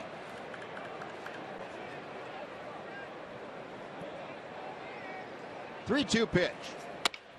Base hit to center field. There you go. There, that's how you do it. The pitcher's going to show the hitters. Now move me around. First Ranger hit of the night, a leadoff single for Gallardo. He got jammed a little bit, but he's got gloves on both hands to protect his hands. Bradley has pretty good movement on his fastball. Saw Anderson last night for the Diamondbacks with the same thing going for him. Nick Martinez as well. This makes it hard for the hitter to center the ball on the good part of the bat. Well, Leonis Martin now takes that knuckle curve for strike one. Martin has grounded out twice, once into a double play. Hits this one well to center field. Pollock on his horse deep into the alley in left center, and he's able to track it down. Boy, in this ballpark, a center fielder with speed is a premium. And Pollock able to go right in front of that 413 marker to run that long fly down. Yeah, that's almost the same spot where Prince hit his ball in the first inning last night, and it bounced into the stands for a ground rule double. This time Pollock is able to run it down. I guess the one Prince hit was probably a little bit more toward left field than that one was. Boy, a well hit ball. He gave it a ride. Sure was. The one out. Here's Elvis, who is 0 for 1 with a walk and a fly ball. Gallardo at first. Ball one is a bit low.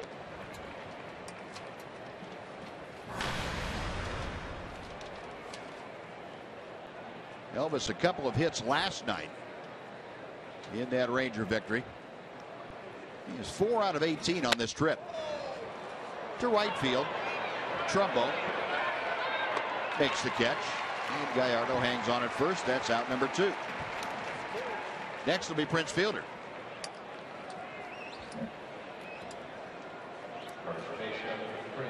Say one thing for Archie Bradley and his opponent, Giovanni Gallardo.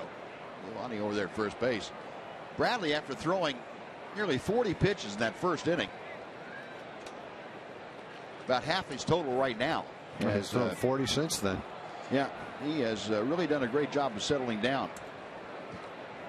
37 in the first inning.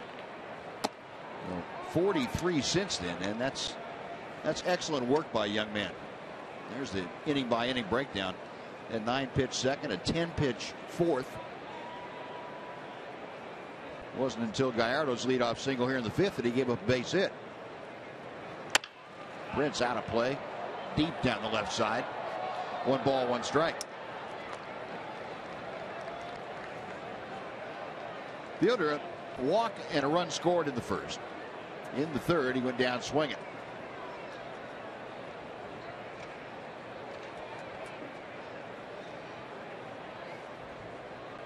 Again, the Diamondbacks employing the overshift to the right side. And a good fastball to the inner corner. The second baseman Owings way out in the rover position out there in shallow right field.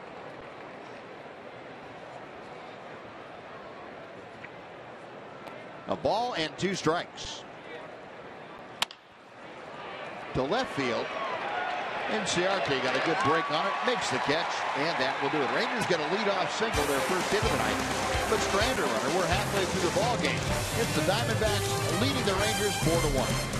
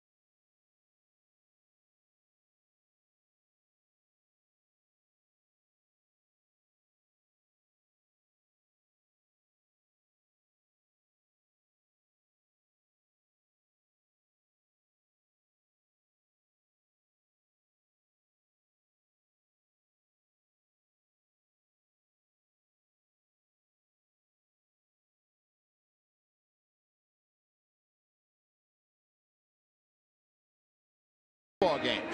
You can host your next special event at the home of the Texas Rangers. So if you're planning a wedding, a corporate meeting, or any other event, visit rangersevents.com, or you can call us at 817-273-5224.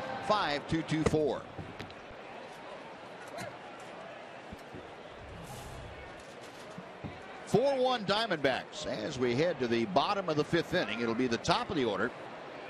Ender Inciarte to start things off against Giovanni Gallardo. Gallardo now at 70 pitches for the night. Inciarte has been on twice. Tried to bunt his way aboard last time and There's an error on handling the throw by Prince Fielder that allowed NCRT to get aboard. He came around to score. He has scored 2 runs, 1 for 2 officially here this evening. Broken bat. The business end of the bat goes back to the backstop, and Leonis Martin runs down that little looping fly ball for out number 1. Well, that thing came back there with some steam on it. Broken bat. NCRT scored a couple of runs tonight. Hadn't hit the ball hard yet. Got a bunt, a ground ball, dribbler into right field, and now this broken bat blooper into center field. Man, he got that thing way in on his fist. That's a weird feeling too. You take a big swing, you hit the ball, and when you lose the weight of the end of the bat, you're left with that little stub in your hands. It kind of surprises you for a second. You don't know exactly what happened, but it feels funny to drop about a foot of the bat and then run to first base. A.J. Pollock, a couple of hits tonight, 365 the average. Pollock singles in both the first and third inning as he takes a strike.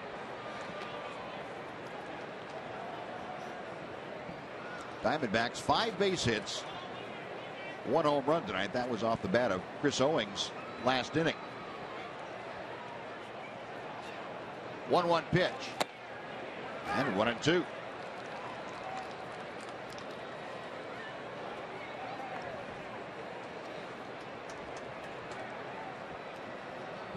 Pollock in his last half dozen ball games hitting right around 475.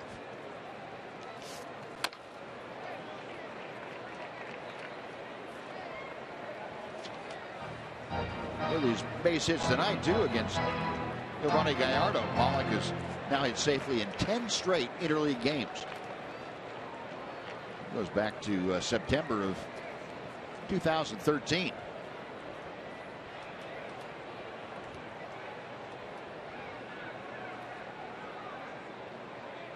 Gallardo with another 1-2 pitch.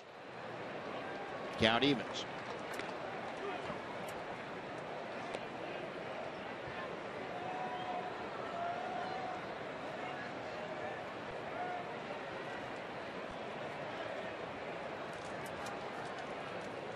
Giovanni okays the sign and calls strike 3. Boy, painted the outside corner in that at bat. Did that. Strikeout number 5, 2 away. And let's check in with Dana Larson with the Mazda game break. Dana.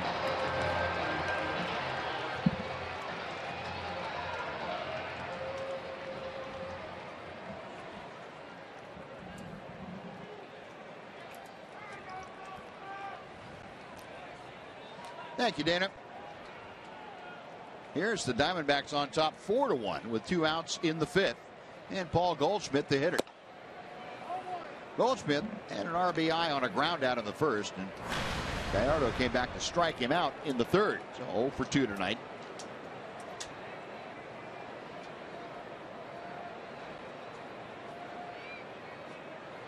One 0 count. Now 2-0.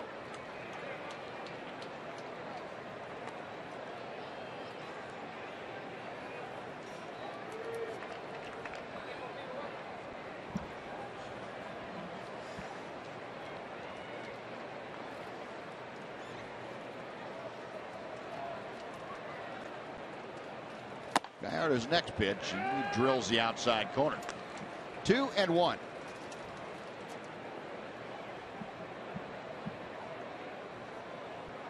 Goldschmidt, the Rawlings Silver Slugger Award back in 2013, and only injury prevented him from backing it up in 2014. Also won a Gold Glove that same year. Yeah, he just a good all-around player. Giovanni definitely trying to throw him away. He's had success too.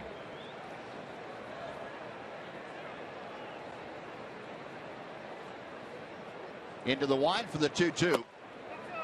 Try it out there, and Goldschmidt leaning on it. So the count is full. If Goldschmidt extends this 5th inning, Mark Trumbo, the cleanup hitter, waits to be next.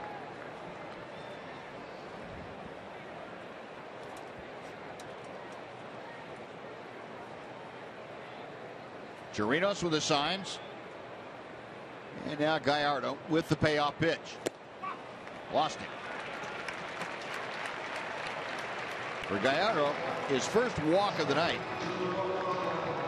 A 2-out pass. Trumbo coming up.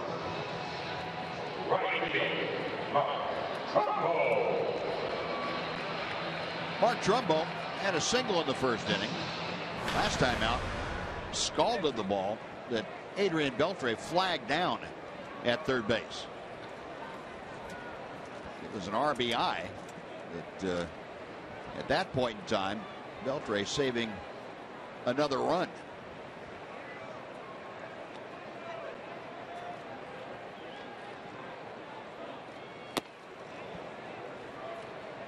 A little cut fastball, slider, whatever you want to call it, moving away from Trumbo.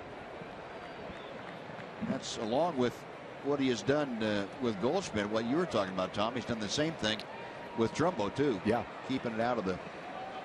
Yeah, that last at bat we were talking about Trumbo chasing with 2 strikes, a pitch out of the strike zone. He got a pitch in the strike zone. He hit it hard to third base. Ended up getting an RBI. I think if Giovanni made the exact pitch he was trying to make, like maybe the one that he struck out Goldschmidt with, he probably would have gotten Trumbo too. Mm-hmm. Yep. 1 ball, 1 strike with 2 outs. Goldschmidt, the short lead at first. 2-1 now.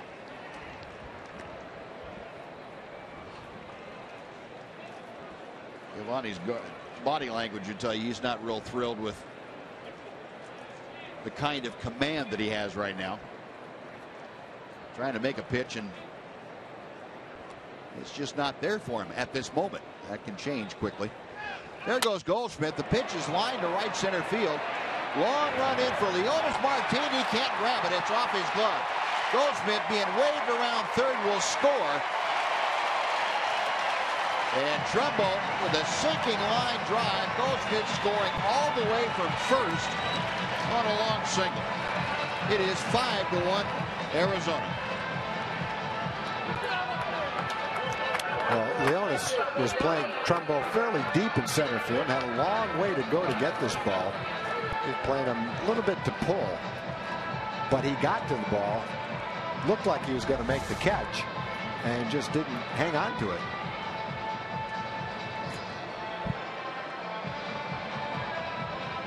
Yeah, that's one that when you look back at that one, that may go as a hit, but that's a ball that he should catch. He got to it. Yep. He chose to slide for it instead of reaching down for more of a shoestring type catch. A lot of guys do that. I think they're more comfortable, gives them a better chance to catch the ball when they do that, but didn't work that time for Leonis. Well, it goes down as an RBI single with Goldschmidt scoring from first base. And it's a 5-1 Diamondbacks lead. Trumbo at first, his second RBI of the night. And Aaron Hill, the hitter. Gallardo comes in with strike 1. Hill has been called out on strikes and flied to right field.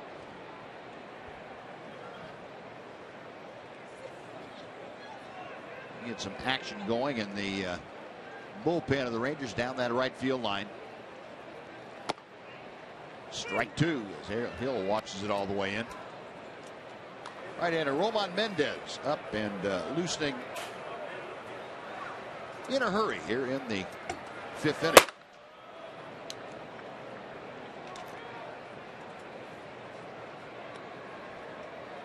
Gallardo with the 0-2 pitch.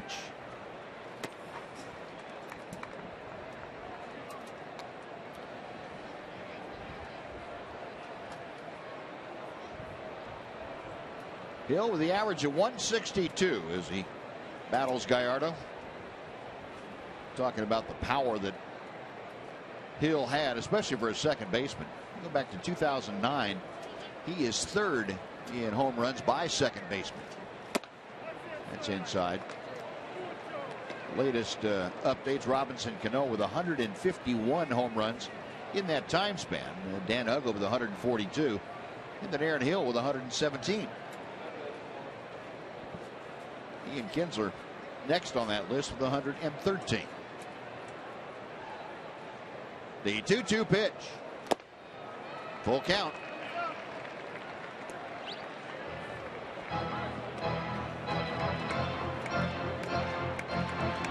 Giovanni Gallardo had 2 quick outs in the inning. And then Goldschmidt walked on a 3-2 pitch. Scored on the sinking single off the bat of Mark Trumbo. And it's become a 23-pitch inning to this point for Gallardo. 94th pitch of the night coming up. Ball is hammered to left but pulled foul. And Trumbo will retrace his steps to first base and will try the 3-2 pitch again.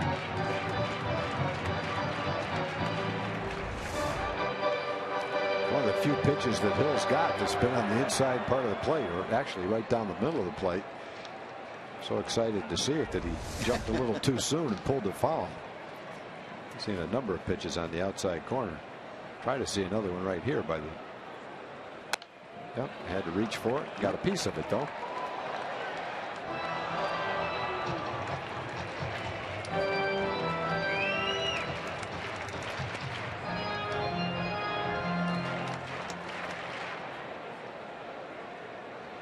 You see the inning by inning breakdown. 25 pitches in the first inning, 25 pitches here in the 5th inning, and number 26 will be needed. Need the 8th pitch of this at bat to Aaron Hill. Trumbo on the move and got him swinging. 6th strikeout of the night for Gallardo, but a run across for the Diamondbacks. We'll go to the 6th inning. It's now 5-1 Arizona on Fox Sports Southwest.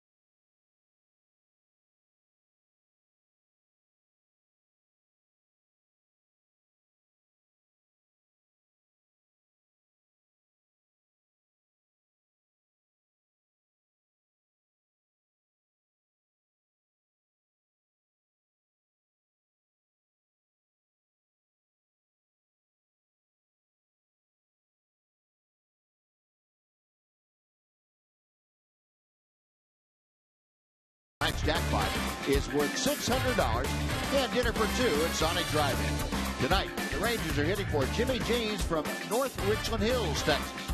And if a Ranger hits a grand slam during the inning, Jimmy Jeans from North Richland Hills will win $25,000. You can register at any participating Sonic restaurant. Adrian Beltre leads off and singles to the hole on the left side. 2nd straight inning the Rangers have had a leadoff single. Well, let's see if they can move him around and get him home. Beltre with his first hit of the night. Rangers had the leadoff man on 4 times. Just had a hard time getting him in. First inning was the best shot. They had the bases loaded.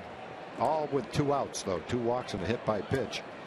That was the inning. Jake Smolinski hit the ball hard. Hit a shot right to the 3rd baseman to end the inning.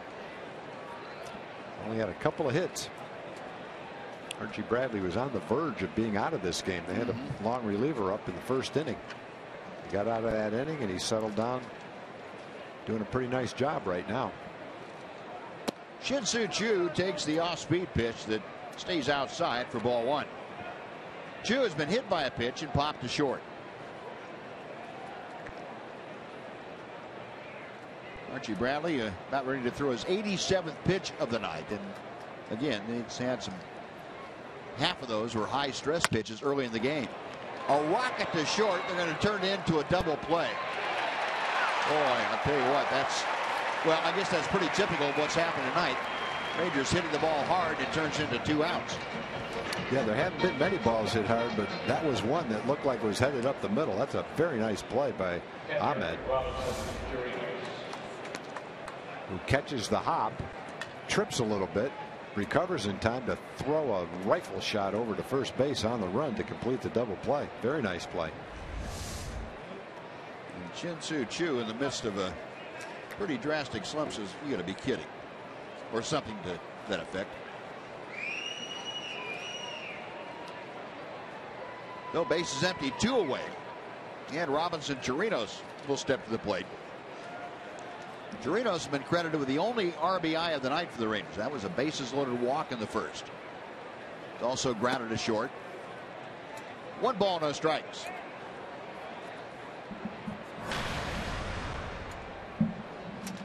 Chirinos at 172 with the average now. High and tight.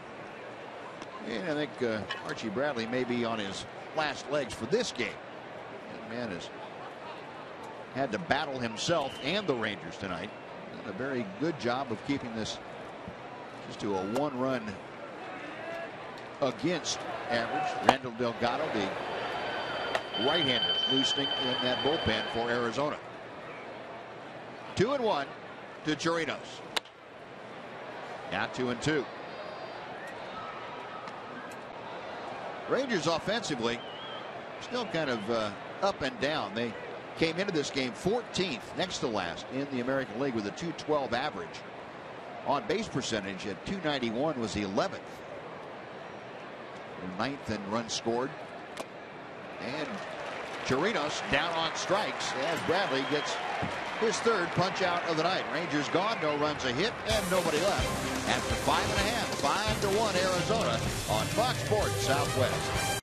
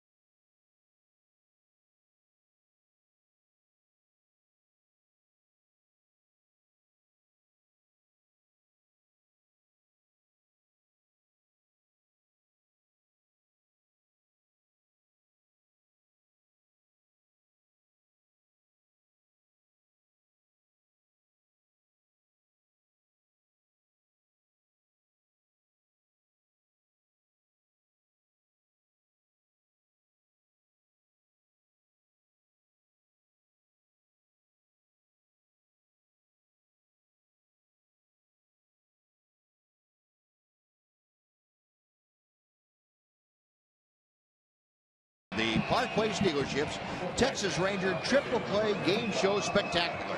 This year it'll be a Big Top Bash on Sunday, May 17th at the Hilton Anatole. Proceeds benefit the Texas Rangers Baseball Foundation. To purchase tickets or for more information, just visit TexasRangers.com/triple play or call 817-436-5933. Now, Yovani Gallardo's night is finished. He goes 5 innings, gives up 6 hits, 5 runs, not all of them earned. Have to get the final word on the number of earned runs. 3 of them were earned. And now Roman Mendez, the 24-year-old right-hander, comes in to go to work and delivers outside to Chris Owings. So 5 innings pitched, 5 runs, 3 earned runs for Gallardo, 1 walk, 6 strikeouts.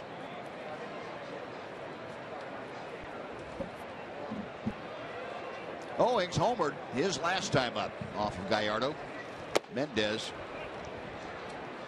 pretty good off-speed pitch, had Owings out in front. Very good slider. Roman last worked in the Seattle series. It was on Friday.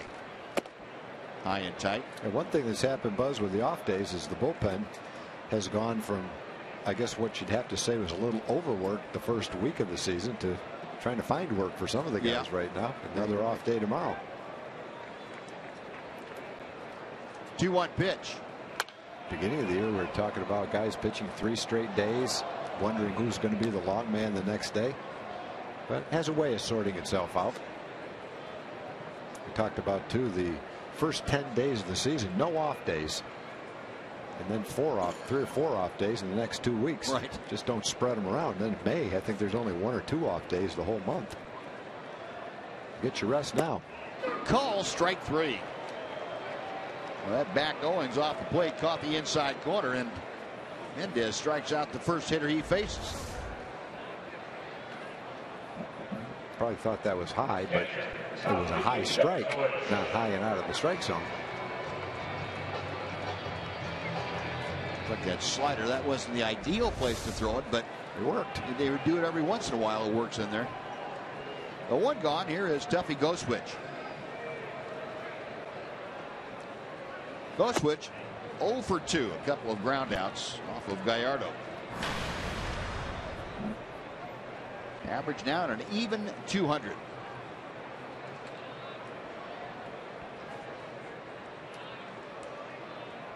One-0 pitch coming from Mendez. That is in for a strike.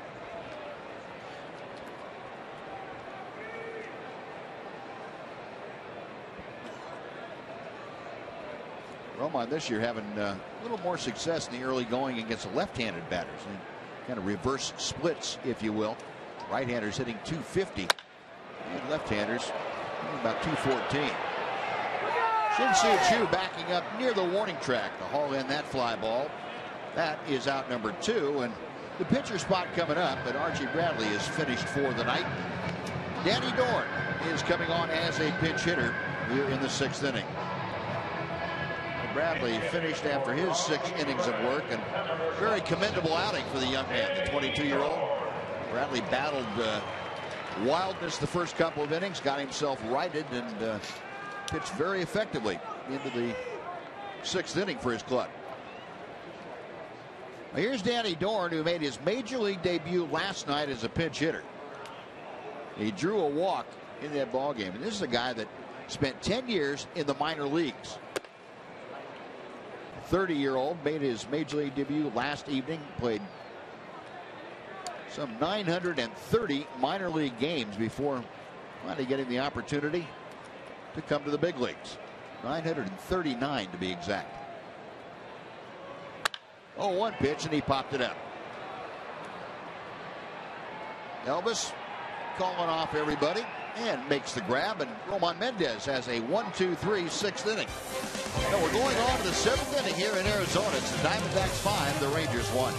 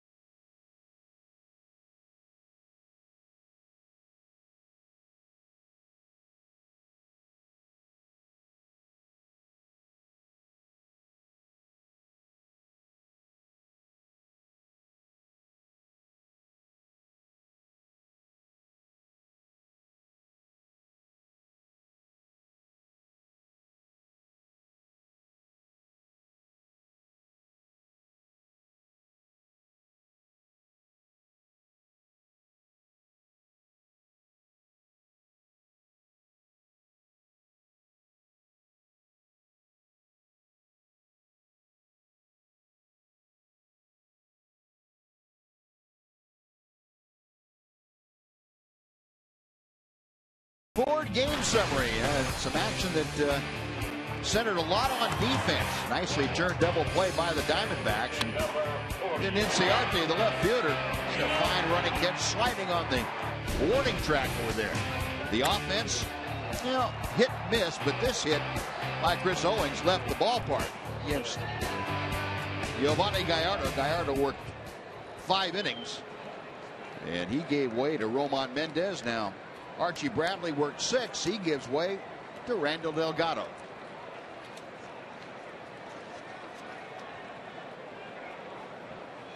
Delgado, the hard-throwing right-hander, on for the Diamondbacks. And he's facing Jake Smolinski to start off this 6th inning. The numbers for Delgado. This is 7th game, a 1-1 record.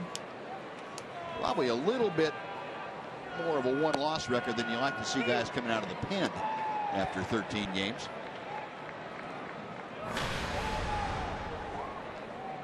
Smolinski 0 for 2, a couple of groundouts.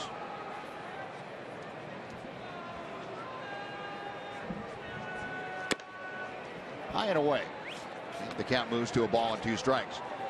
Delgado, fastball slider, basically. Mix in an occasional changeup.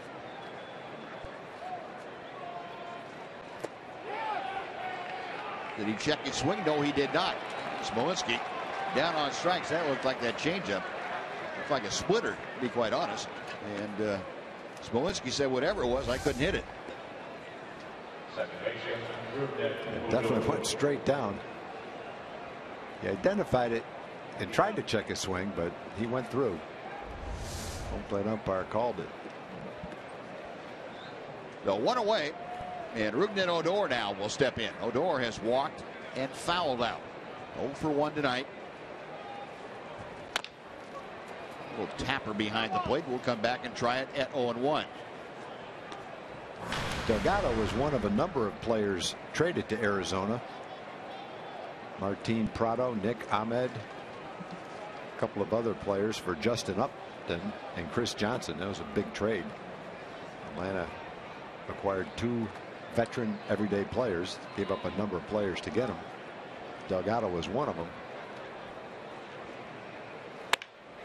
Off the end of the bat, diving stop by Hill at third. He gets up but can't throw him out. And he got something on that throw. Rougned Odor has an infield single. That was a great effort by Aaron Hill, and Odor, a big smile across his face. Oh, finally I found a way to get on with a hit. Rudy might have skipped the plane tonight if he turned that thing into an out.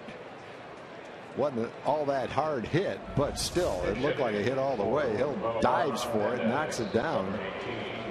Didn't look right now like he had much of a play, lying flat on his stomach, but he gets up and throws a strike over to first.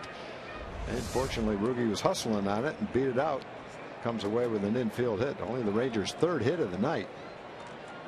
Still trying to string something together. And with the pitcher spot up, Mitch Moreland comes off the bench. The pinch hitter extraordinaire for the Rangers this year. 2 for 2 in pinch hitting assignments. Had a double last night. And fights that first pitch off foul down the left side. It is 0-1. Well, Mitch overall this season a .300 average, and of course with the National League rules, no DH in play here for this 2-game series. Mitch relegated to pinch hitting roles, coming off the bench with Prince Fielder getting the starts at first base. Odor a pretty good lead. That pitch in the dirt as Mitch watched it all the way in. Rougned with a single, just the 3rd Ranger hit of the night.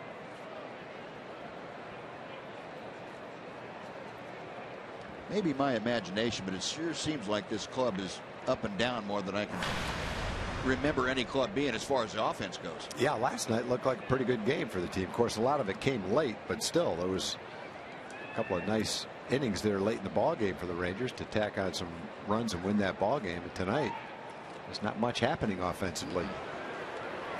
Had base runners early, but couldn't get the hit to string an inning along, knock in a couple of runs. I guess you have to tip your hat to Archie Bradley. Didn't look like he had much in the way of command early in the game. He was almost out of the game, but he settled down and pitched 6 innings. Right. Double play ground ball to short. And the Diamondbacks turn it 6-4-3. Odor and Moreland out. The Rangers gone in the 7th. We'll take the stretch here in Phoenix with the Diamondbacks leading the Rangers 5-1.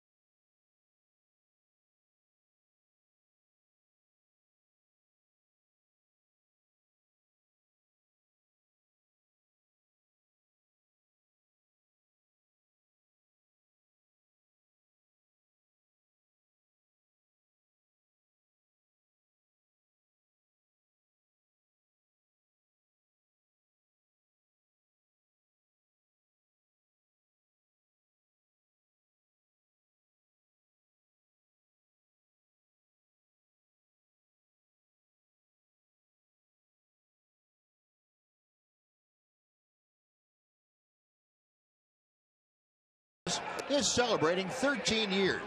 Watch every out-of-market game live or on demand in True HD on over 400 mobile and connected devices. Real-time highlights, live look-ins, pitch tracking widget, and more every night on every device. Blackout and other restrictions apply. Visit MLB.tv for details. Now we head to the bottom of the 7th inning. Nick Ahmed leading off, and the Rangers have a new pitcher on the hill. It's 24-year-old right-hander Logan Verrett. Verrett out of Baylor, a Texas native.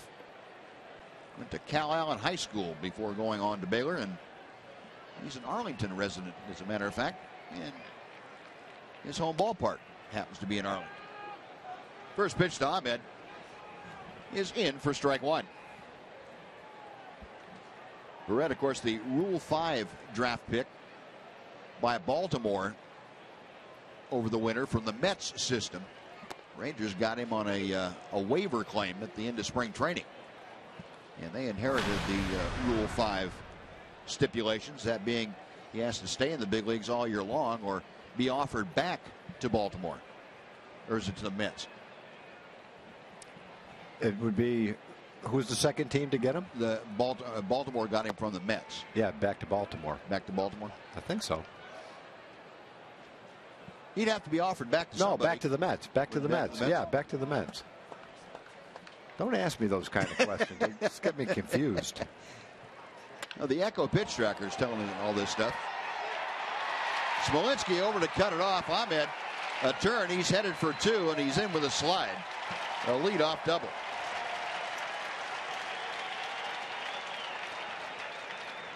Now, Nick Ahmed with his first hit of the season, or first double of the season, I should say, his first hit tonight.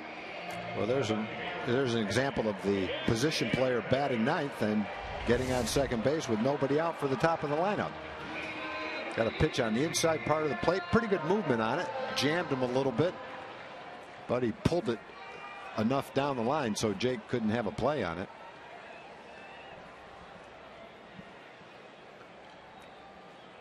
Ahmed came into the game hitting 122. He was 0 for 2. So he's feeling good about getting that double. He's out there at second now with nobody out. And Inciarte pulls a ground ball to the right side. Going to be a tough play. And just in time, covering first, Logan Verrett gets the flip from Prince Fielder. Boy, that was a closer play than you would have thought when you saw the ball hit. Yeah, he got down there in a hurry. He was on the move as soon as he made contact, being a left-hand hitter going toward first base. See how quickly he gets down there. And you can see a nice camera shot of the out at first base, but it was pretty close. So on to third goes Ahmed. He's there with one out now. And the Rangers will pull the infield all the way in, trailing 5-1. Trying to cut any extra runs off at the pass. A.J. Pollock is the hitter. Pollock is 2 for 3 tonight. And he lost a fly ball to right that chases Chu back toward the warning track. Chu makes the catch, but that's plenty deep enough to score Ahmed. He tags and comes down the line, crosses home plate, and the Diamondbacks now have added a run. They lead 6-1. Pollock with a sac fly. Let's head back for a Mazda game break with Dana Larson.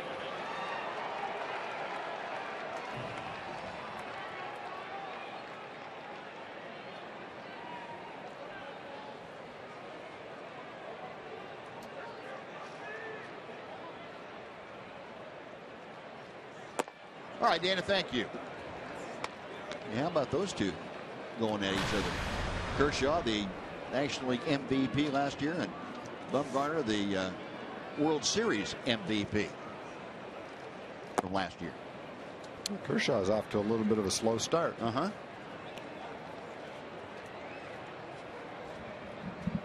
Paul Goldschmidt 0 for 2 tonight. Does have an RBI on a ground out. He also walked and scored in the 5th inning. And Verrett ahead of the count very quickly. 1 ball and 2 strikes.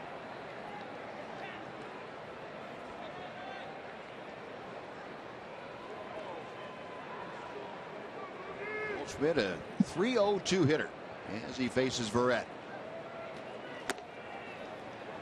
2-2.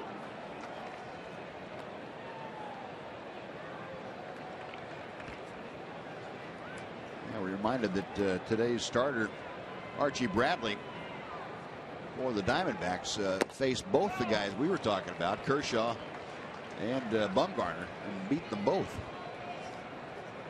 They won both games. He didn't get credit for both wins.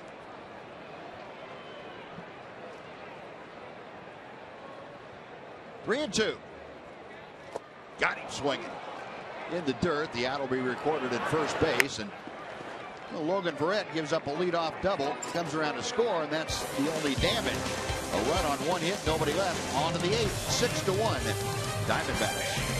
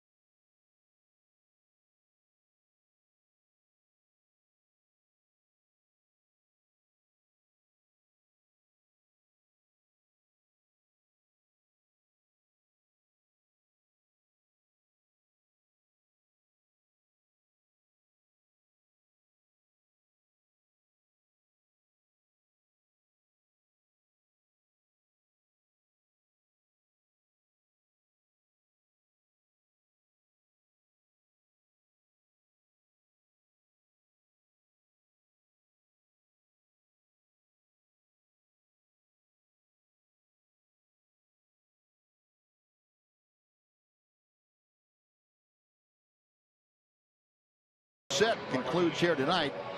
An off day tomorrow for the Rangers. They head on over to the West Coast. Anaheim take on the Angels Friday night, Saturday night, and Sunday afternoon before coming back home.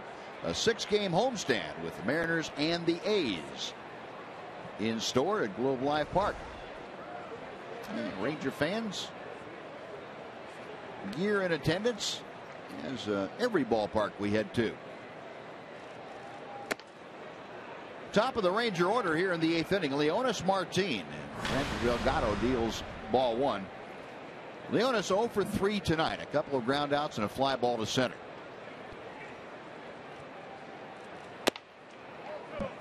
Two balls, no strikes.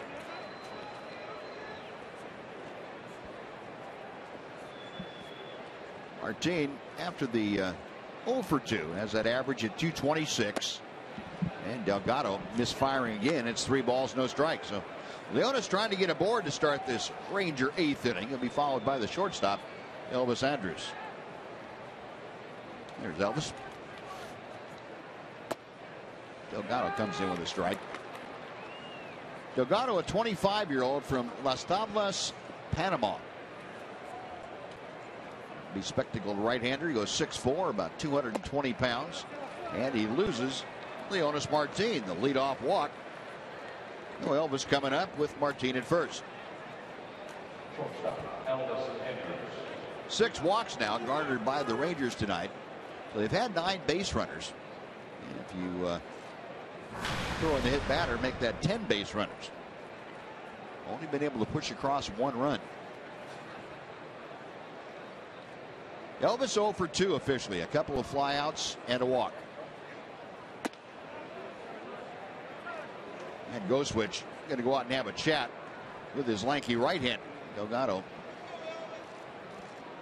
Last thing you want to have your relief pitcher do here in the 8th inning with a 5-run lead is to walk a couple of people. And seems like we've seen that on this road trip. We have. Yeah, we have. Rangers had that happen to him Sunday. Yeah, found Seattle. out exactly what you're talking about. Had a 10 to 6 lead in the 8th inning, and had 3 walks. All of them come around to score. 4 walks in the inning, as a matter of fact. I'd almost wipe that my memory banks. Yeah, glad you brought that back up. That's what we should do with it. Hope we don't see it again. 1-1 to Elvis. Rangers want to see some offense this game. Hasn't been a particularly cleanly played game defensively. Thought that Giovanni probably pitched a little bit better than what the final line will show. But it really doesn't matter if you don't score runs. Rangers have only had 3 hits in the game. Just have not done much offensively. That's in the dirt. Elvis able to check his swing. 2 balls, 2 strikes.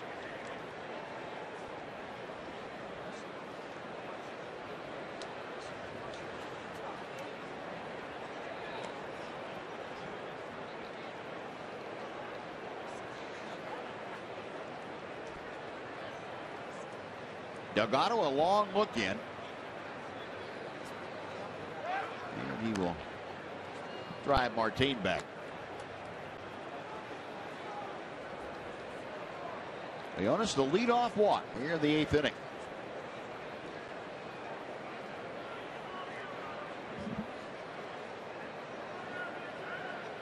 Delgado's 2-2. Up the middle, near the bag at second. Ahmed steps on the bag and fires to first. The double play. That is the 3rd double play turned by the Diamondbacks tonight. Well, you give Ahmed some credit for the defense he's played tonight. He's got some nice agility out there. He's made a couple of plays like that where he's handled the ground ball, had to sprint toward the bag, throw on the run. Did that with Chu in the 6th inning. Well, he's looked very good defensively out there. Struggling a little bit early in the season with the bat, but looking pretty good defensively for the D-backs. And Prince Fielder sounded like he broke his bat. Shallow center field. Out goes Ahmed and makes the catch. That'll do it. So we'll look promising after the leadoff walk. That's erased by the double play. The Rangers go in order, in essence, after 7.5, 6-1.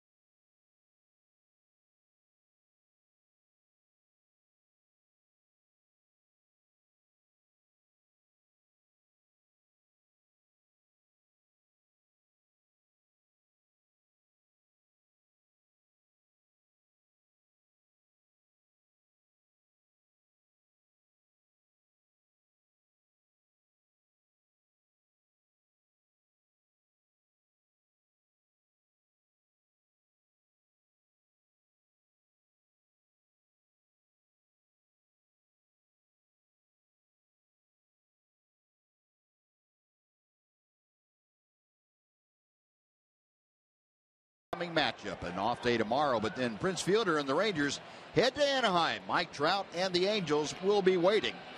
Trout just 6 for 12 this year against the Rangers, and always a Ranger problem. Meanwhile, Prince has been good against the Angels, 5 for 11 this year. That all starts on Friday night from Angel Stadium in Anaheim. Mark Trumbo leading off against Logan Verrett here in the 8th inning. Logan made some great pitches to Goldschmidt. Ended up striking him out. Gave up the leadoff double on a softly hit line drive down the left field line. He came back and pitched pretty well to get out of that inning with only the 1 run. That is a called strike, down and away, and Trumbo now in a hole at 0-2. Now, Rangers have been ahead of Trumbo a couple of times tonight, but have not been able to make a good 2-strike pitch to him. One that he swings at out of the strike zone. I need to correct myself. I said at the end of last inning that was the 3rd double play. It was the 4th double play turned by the Diamondbacks. Our fine statistician Russell pointed that out to me. I appreciate that. Makes it even worse though. 4 double plays. Holy cow.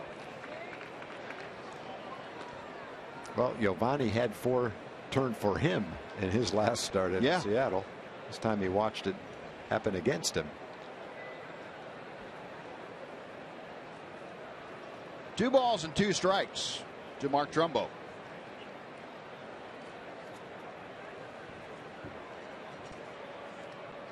Verrett back to the plate. Try it again. It's Logan Verrett, growing up in southern Texas, went to Cal Allen High School. They won the Class 4A state title behind Logan back in 2008. That team finished 42-1. They ended up the season ranked 9th nationally.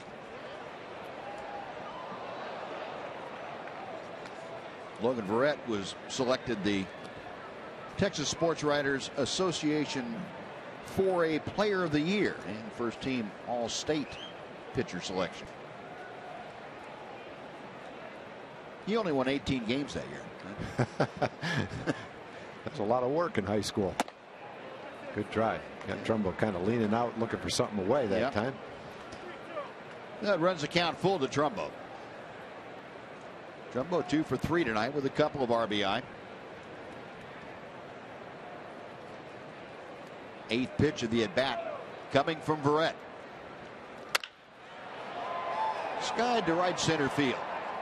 Martin and Chu. It's Shin-Soo Choo. 1 gone. Next will be Aaron Hill.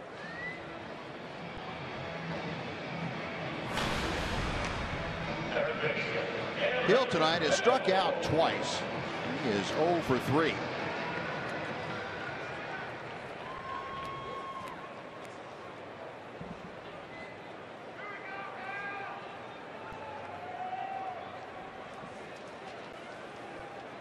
Veteran right-handed hitter. And the first pitch to him is a little bit high for ball 1.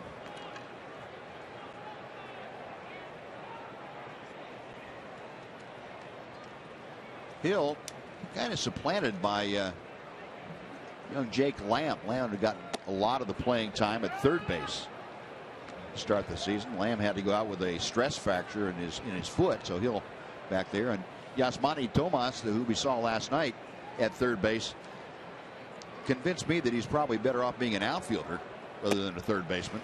Yeah, you wonder what they're going to do with him. They gave him that giant contract. It would almost seem like he's better off in the minor leagues playing than he is at being in the big leagues, pinch hitting and playing every now and then. I don't know how he's going to learn to play defense sitting on the bench.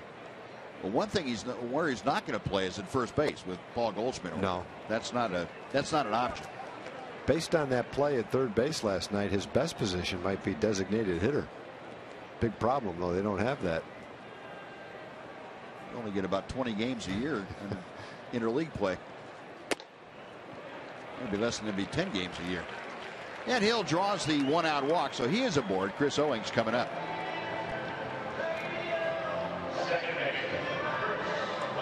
And with Chris Owings coming up, how about our AT&T Uverse Rewind?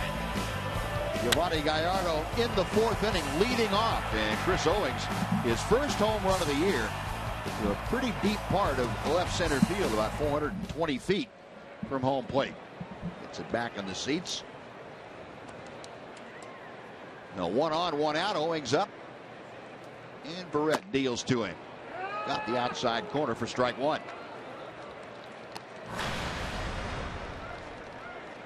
Owings now up over the Mendoza line. 204 the average. 5 RBI total.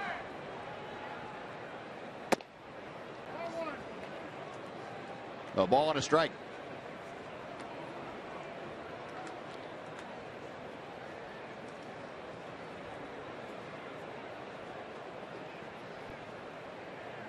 Barrett a check of first. And there's a drive to right center field. Chu's not going to be able to cut it off. It's going all the way to the wall. Hill being waved around third. He will score. Going to third is Chris Owings, and he's in standing. An RBI 3-bagger.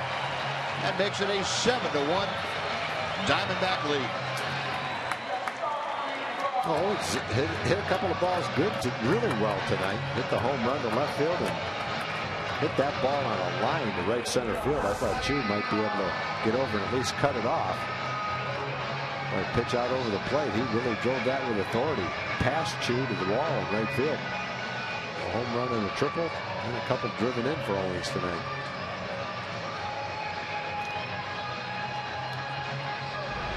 You know, Mike Maddox out to slow things down a little bit for Logan Barrett. Barrett has given up 2 hits, a double and a triple, and they have both produced runs. And Owings at third now, still just 1 out. Tuffy Goswitch at the plate. The Rangers again pulling that infield all the way in. Barrett deals strike 1. Goswitch 0 for 3. Couple of ground outs, a fly ball to right field. Good look at the Ranger infield, just about the cut of the grass.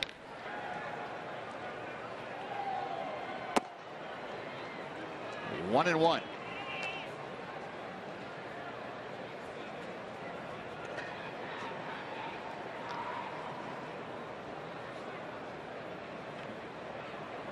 Switch a 196 hitter. 2-1.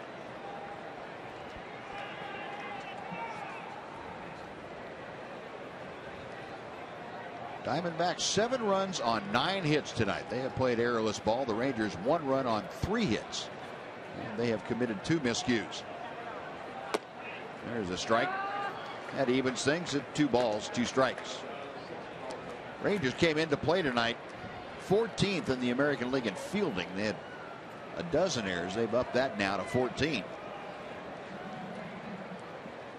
That has been an inconsistent part too of the Ranger game. I guess nothing really has escaped the inconsistency. Shot to fielder. He knocks it down, and there's nobody there at first base, so it's going to be a base hit for Goswitch, but the runner at third, Owings, had to stay put. Or I say it's going to be a base hit. We'll see what the official score does. Yeah, you never know, but I think that one has to be a base hit. Goswitch reached out at a pitch away from him, slapped it toward right field. Nice play by Prince to knock it down. Owings had to stay at third, but they couldn't get the out at first, couldn't convert it. And the ex-pitcher who is scoring tonight rules out an error. Well, okay. Yeah, consistent. That was one where Logan just didn't get over to cover first base.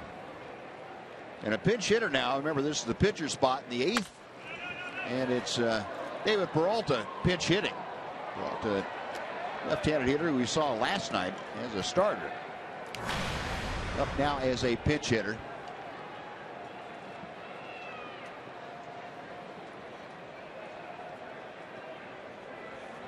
.235 average, a couple of home runs, 6 driven in. Runners at first and third. And the pitch down and away. 1 ball, 1 strike.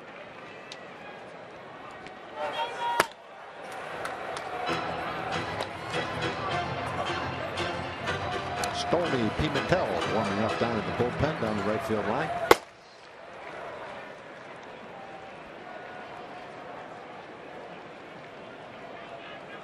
Peralta waiting. The 1-1 pitch. That is in at the knees.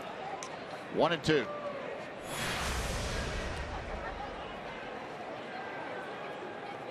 Now you would think now Diamondbacks for the season a .213 hitting club with runners in scoring position, 0 for 5 tonight, and yet they have 7 runs on the board. Go figure. One of those games. Yep. And the Rangers have, I think, only walked a couple of batters tonight. They've gotten 5 or 6 walks themselves, but they haven't hit with men in scoring. They haven't had a lot of men in scoring position after the first inning.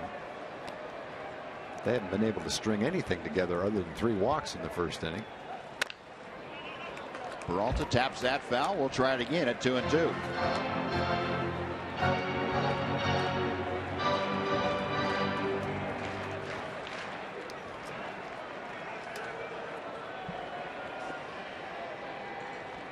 Peralta, a .308 hitter over his last 4 ball games. And he takes just off the inside corner. The count has run full. Well, Peralta, the pinch hitter, trying to join his teammates on base. Nick Ahmed, the shortstop, is waiting in the on-deck circle. Logan Verrett ready, the payoff pitch. And we'll try it again.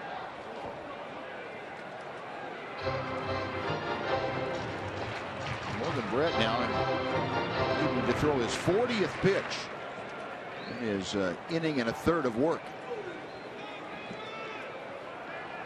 Looking for that double play ground ball at an infielder. Liner to right at Chu. Tagging at third, coming down the line is Owings. The throw is not in time. Owings sliding in safely. The RBI on the sac fly for the pinch hitter Peralta, and the Diamondbacks increase their lead. It's now 8-1. Shortstop.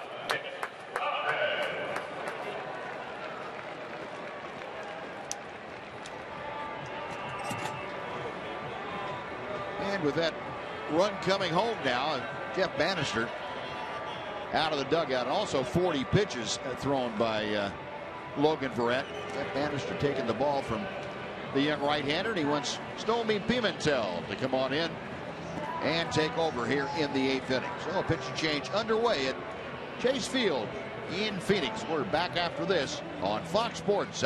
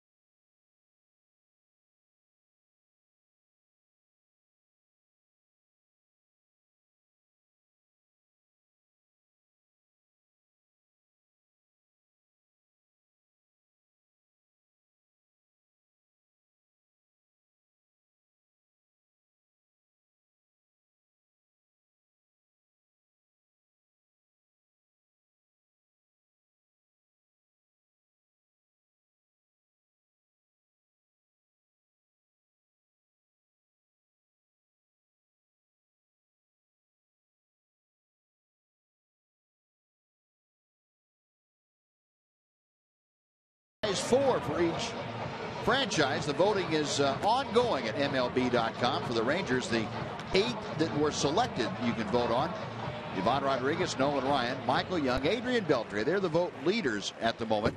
Rafael Palmeiro, Juan Gonzalez, Josh Hamilton, and Frank Howard also are possible selections. Go to MLB.com/franchise4 to vote. And voting goes through May 8th. Get the winners, and that's kind of an interesting take on what folks think of and remember about each individual franchise. And when you think of Frank Howard, some people may say, well, he wasn't with the Rangers very long. You have to remember that he was with the Washington franchise before it moved to Texas. And he had some huge years with Washington. He was one of the prominent power hitters in baseball for 4 or 5 years. Maybe the most feared power hitter in all of baseball. I know pitchers felt that way. Yep. I can remember when Dean Chance used to pitch against Hondo. He'd let go of the ball, and the minute he let go of the ball, he'd back up with his glove in front of his face. He was just terrified that Hondo was going to hit one back at him. And Dean Chance was a pretty good pitcher, too. Yeah, he was. Former Cy Young Award winner. Yep. Yeah, a very imposing figure, Frank Howard, in that batter's box. Looked like he used about a 60-inch bat. 1-1 the count to Nick Ahmed. What do you think Frank Howard would have done if he was juiced? Oh, that would have been that would have been a monster. You know, I never saw the old stadium in Washington D.C. But apparently there were a couple seats There were in the upper painted deck out there. Apparently Frank Howard tried to remodel the whole place with a couple of swings of the bat. Yeah, I don't think even in the steroid era there were guys that hit the ball any harder than he hit. No, I agree with some of those balls he hit in the upper deck at DC Stadium. They just looked like golf shots, drivers, line shots. Next thing you knew, they were banging into the seats in the upper deck. I've told this before. Frank Howard came up against the Cleveland Indians. Alvin Dark was the manager. Sudden Sam McDowell was on the mound in the first inning. Bottom of the first inning, the first 2 batters were out. He came up as the 3rd hitter, and the Indians walked him on purpose. 4 pitches, put him on first base because of how hard he had hit Sam McDowell. And Sam McDowell was, back then, the tougher guy in the world hit against than him. That's respect. Yeah. He'd throw it in 100 miles an hour, and Frank would hit it out 125 miles an hour. Now, Stovey Pimentel comes in to walk Nick Ahmed, the first hitter he faces. Now, first and second with 2 outs, back to the top of the order.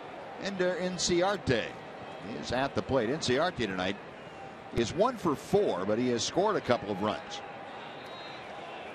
And a single back in the first inning led the ball game off for the Diamondbacks with a base hit to right field. Line drive up the ladder goes Ellis, and he comes down with it. Well-timed leap, and that'll do it. The Diamondbacks get a couple of runs. They strand 2. We're going to the 9th. It's now Arizona 8 and Texas 1.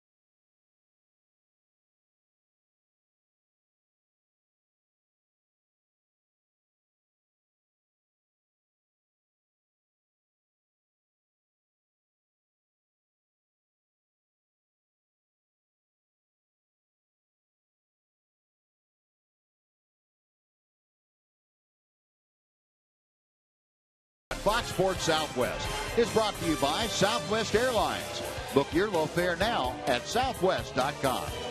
By AT&T UVerse TV. UVerse has more live TV channels on the go than cable. And by your Texas Ford dealers. The EcoBoost Challenge is on at your Texas Ford dealer. Get to your best in Texas Ford dealer today.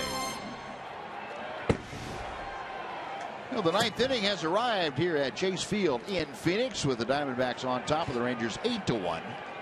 And a new pitcher on the hill for Arizona as we go to the top of the ninth inning. And the young guy right there is having a great time.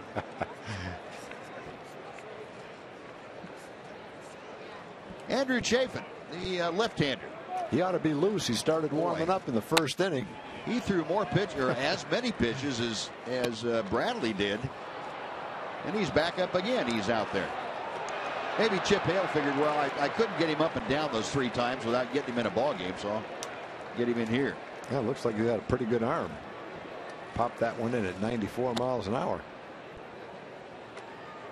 Adrian Beltre, the first to face him. Adrian 1 for 2 tonight. Chafin, the third pitcher used tonight by the Diamondbacks. Beltre a drive deep to left field, way back, goodbye.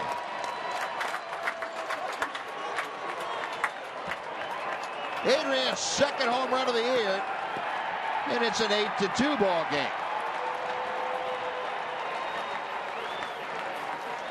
Well, you know, Adrian's about to get hot. It's not going to go in the 100s for very long. Maybe this will be the start of it.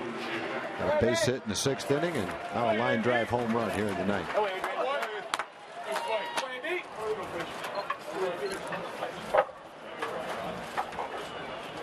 That was a rope that got out of here. Didn't take long.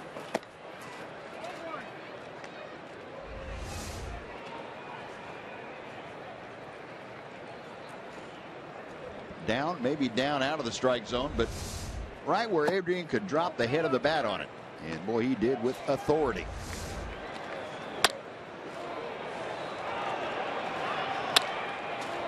That just got up and kept going. Not a high fly ball by any means. A line drive that just had carry on it. Jin-Soo Choo fouls the next pitch off. It's 2 balls and a strike. So Beltre's second home run of the year. The Rangers now have a dozen. Adrian 2 for 3 tonight. So maybe you're right, Tom. Maybe that will get him going. Yep. He's also had a walk. Rangers would like to see both Fielder and Beltre hot at the same time, and throw Choo in there and have 3 guys in the middle of that order hot, driving in runs. And Choo draws a walk from Chafin. So a home run, now a free pass. Andrew Chafin trying to straighten things out for himself.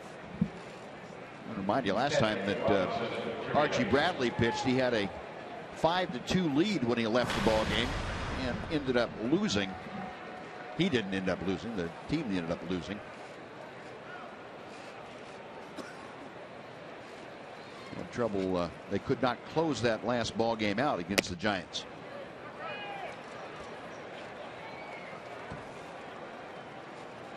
Go switch out to talk to Chafin.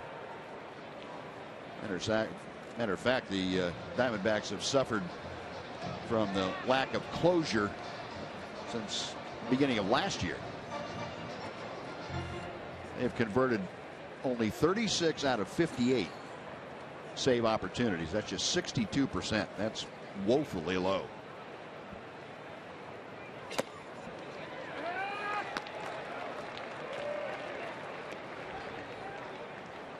A ball and a strike to Robinson Chirinos.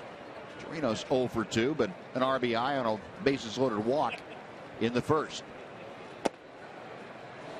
2-1.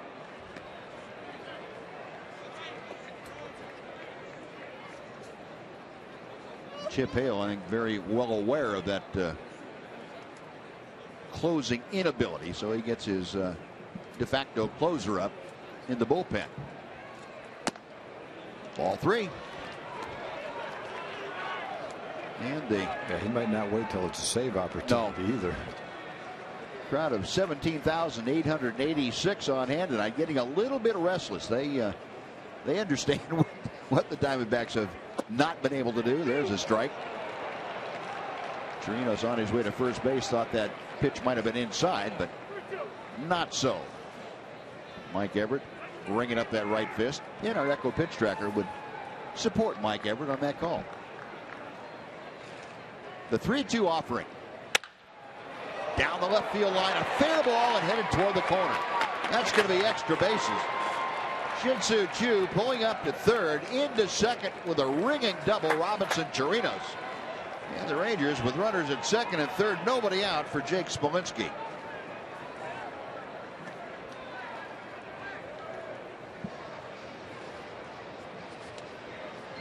And Mike Harkey, the pitching coach, double timing it out to the mound. When you're behind in the count and you groove a fastball, you make the hitter a much better hitter. And Robinson really hit that ball hard down the line. He was ready for that fastball. Thought he had to walk the pitch before it. Instead, he gets a double on the next pitch.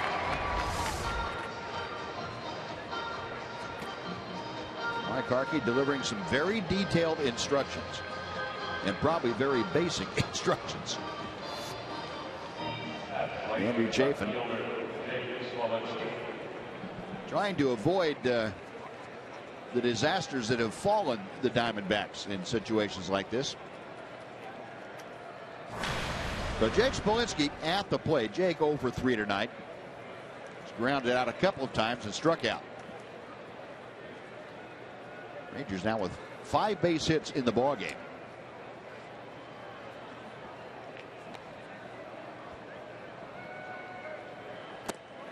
First pitch from Chafin, low and inside, went with the off-speed pitch.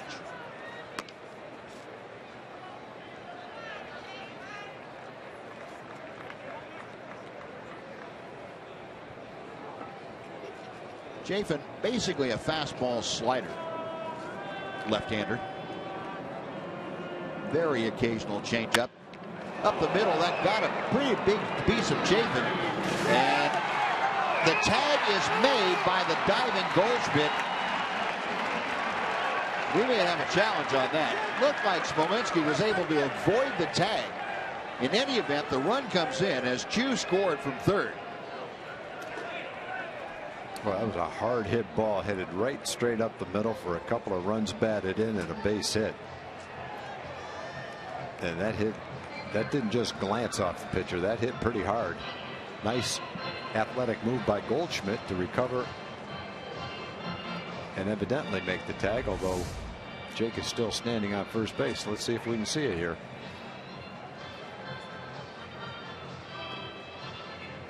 Boy, tough Did to he get tell his there. hip? Yeah, it's hard to tell.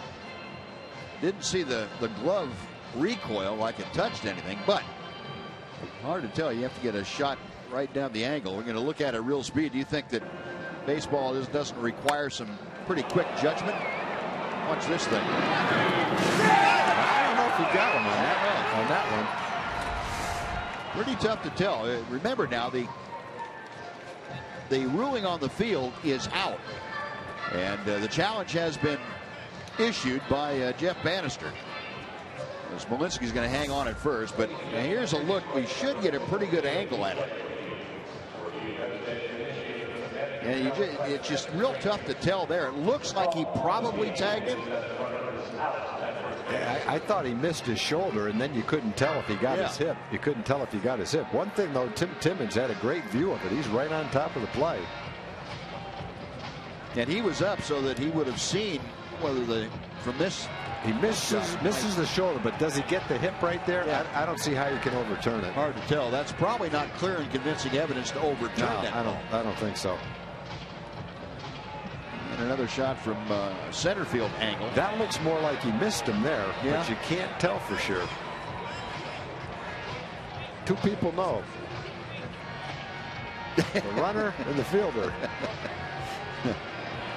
And Tim Timmons had to pretend like he knew. I don't think he got him there. The question is, did he get the hit? I'd say no, but yeah, the the ruling is upheld. The call's going to be confirmed. Felt there was less than a minute they confirmed it. So apparently in New York they saw angles that convinced them that the call was correct. So the out is recorded. Smolinski, although gets an RBI on the ground out with Q scoring, but it is the first out of the inning. And on the play also, Chirinos went from second to third. No, it's now an 8-3 Diamondbacks lead, and the pitch in the dirt, and Goswich had to go up out of his crouch and use his left arm, left shoulder to block that pitch. That was bouncing over his shoulder, and he was still able to get some meat on it. Looked like Mike Zunino on that ball. That's one of the best blocks of the year right there.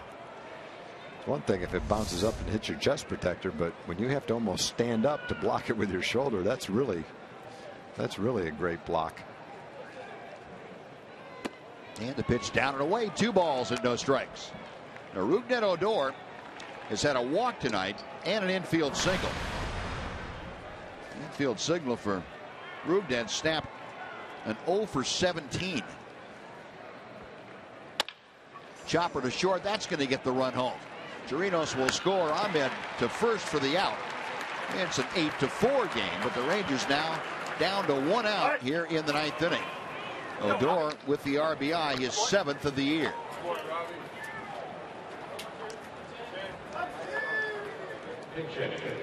Well, base is empty. Adam Rosales is now going to pinch hit for the pitcher.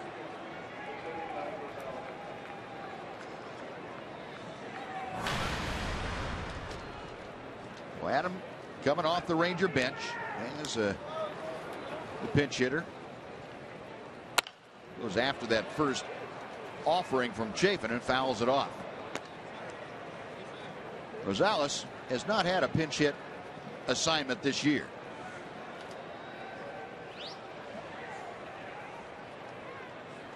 Currently hitting at 188. A home run and 3 RBI. Off speed, that evens the count at 1-1.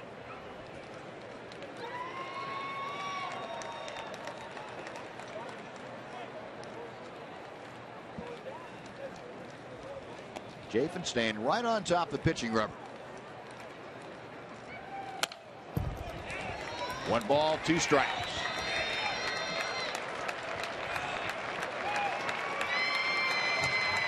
Adam 2 out of 7 on this road trip.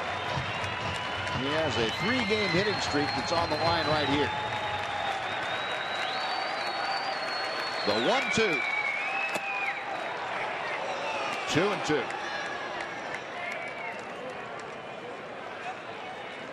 Andrew Chafin having all kinds of problems here in the 9th inning. Gave up a leadoff home run, a walk, a double. Both those scored.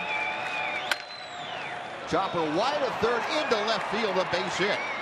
And the Rangers still have life. Adam Rosales a pinch hit single. And it takes the Rangers back to the top of the order. Also bringing Chip Hale out of the dugout. That is going to do it for Andrew Chafin.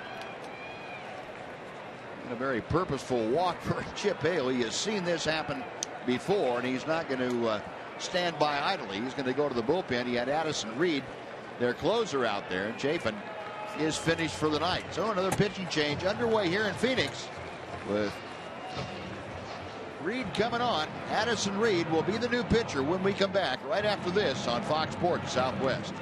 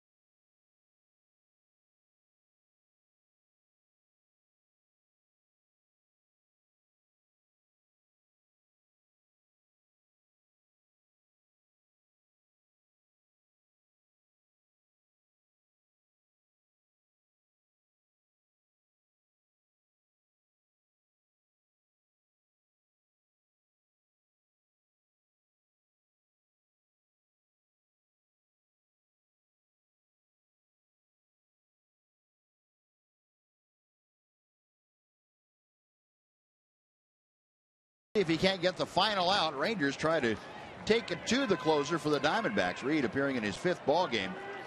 1 for 2 in save opportunities. This not a save opportunity, with the Diamondbacks leading 8-4. ERA of 2.45 in the early going. Opponents hitting 2.67 against Reed, who goes 6'4" and 230 pounds. Leonis Martin takes a pitch in at the knees for strike 1. Martin 0 for 3 with a walk tonight. Got Adam Rosales at first base. 2 outs. 3 runs across here in the Ranger 9th inning.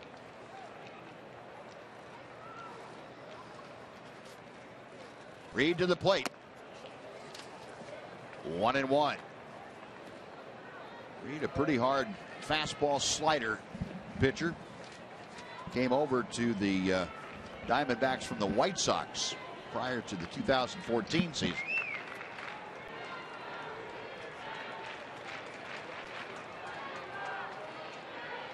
Rosales going to go to second as Leonis Martin swings through a fastball. Defensive indifference allowing Rosales to get to second base. But most importantly now, Leonis Martin down to his last strike. 1-2 the count.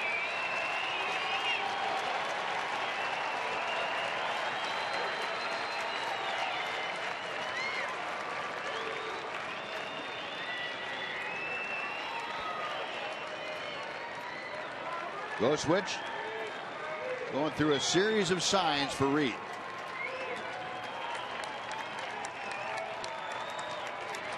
The 1-2 is coming.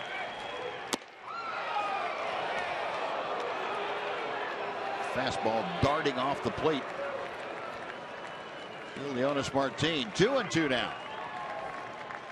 Reed went to San Diego State University. He's a Southern California native.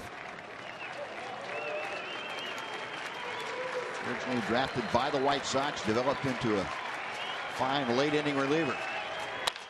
Ground ball headed to right field. It's through for a base hit. Rosales around third will score.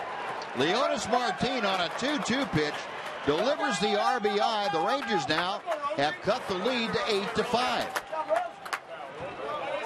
Well, the Rangers scored a lot of runs late in the game last night, and they're waiting until the end, but they're making it at least interesting.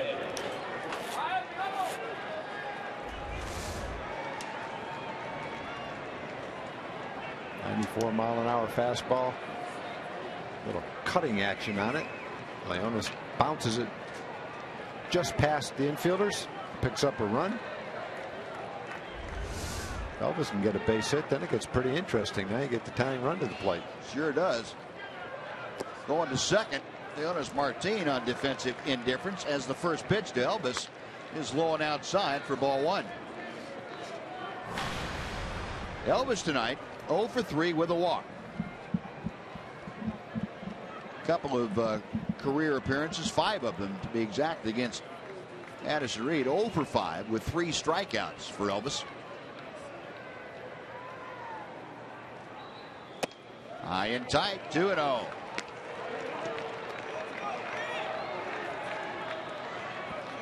Reed has pitched in 4 games. He's pitched 3 2/3 innings, and he's walked 3 batters. So he's had, early in the season, a little bit of a problem throwing the ball over the plate. Rangers will definitely take a walk right here. And here's a strike at the knees. Rangers able to score 6 runs last night against the Diamondbacks bullpen. They put 4 more on the board here tonight, and they're looking for more. So 10 runs in just 3 innings of work. Oh, 2-0 pitch was a borderline strike at best. Reed, a long look to the plate. 2-1 pitch is chopped foul. And again, the Rangers down to their final strike. Been that way a couple times. They've been able to come through with 2 strikes.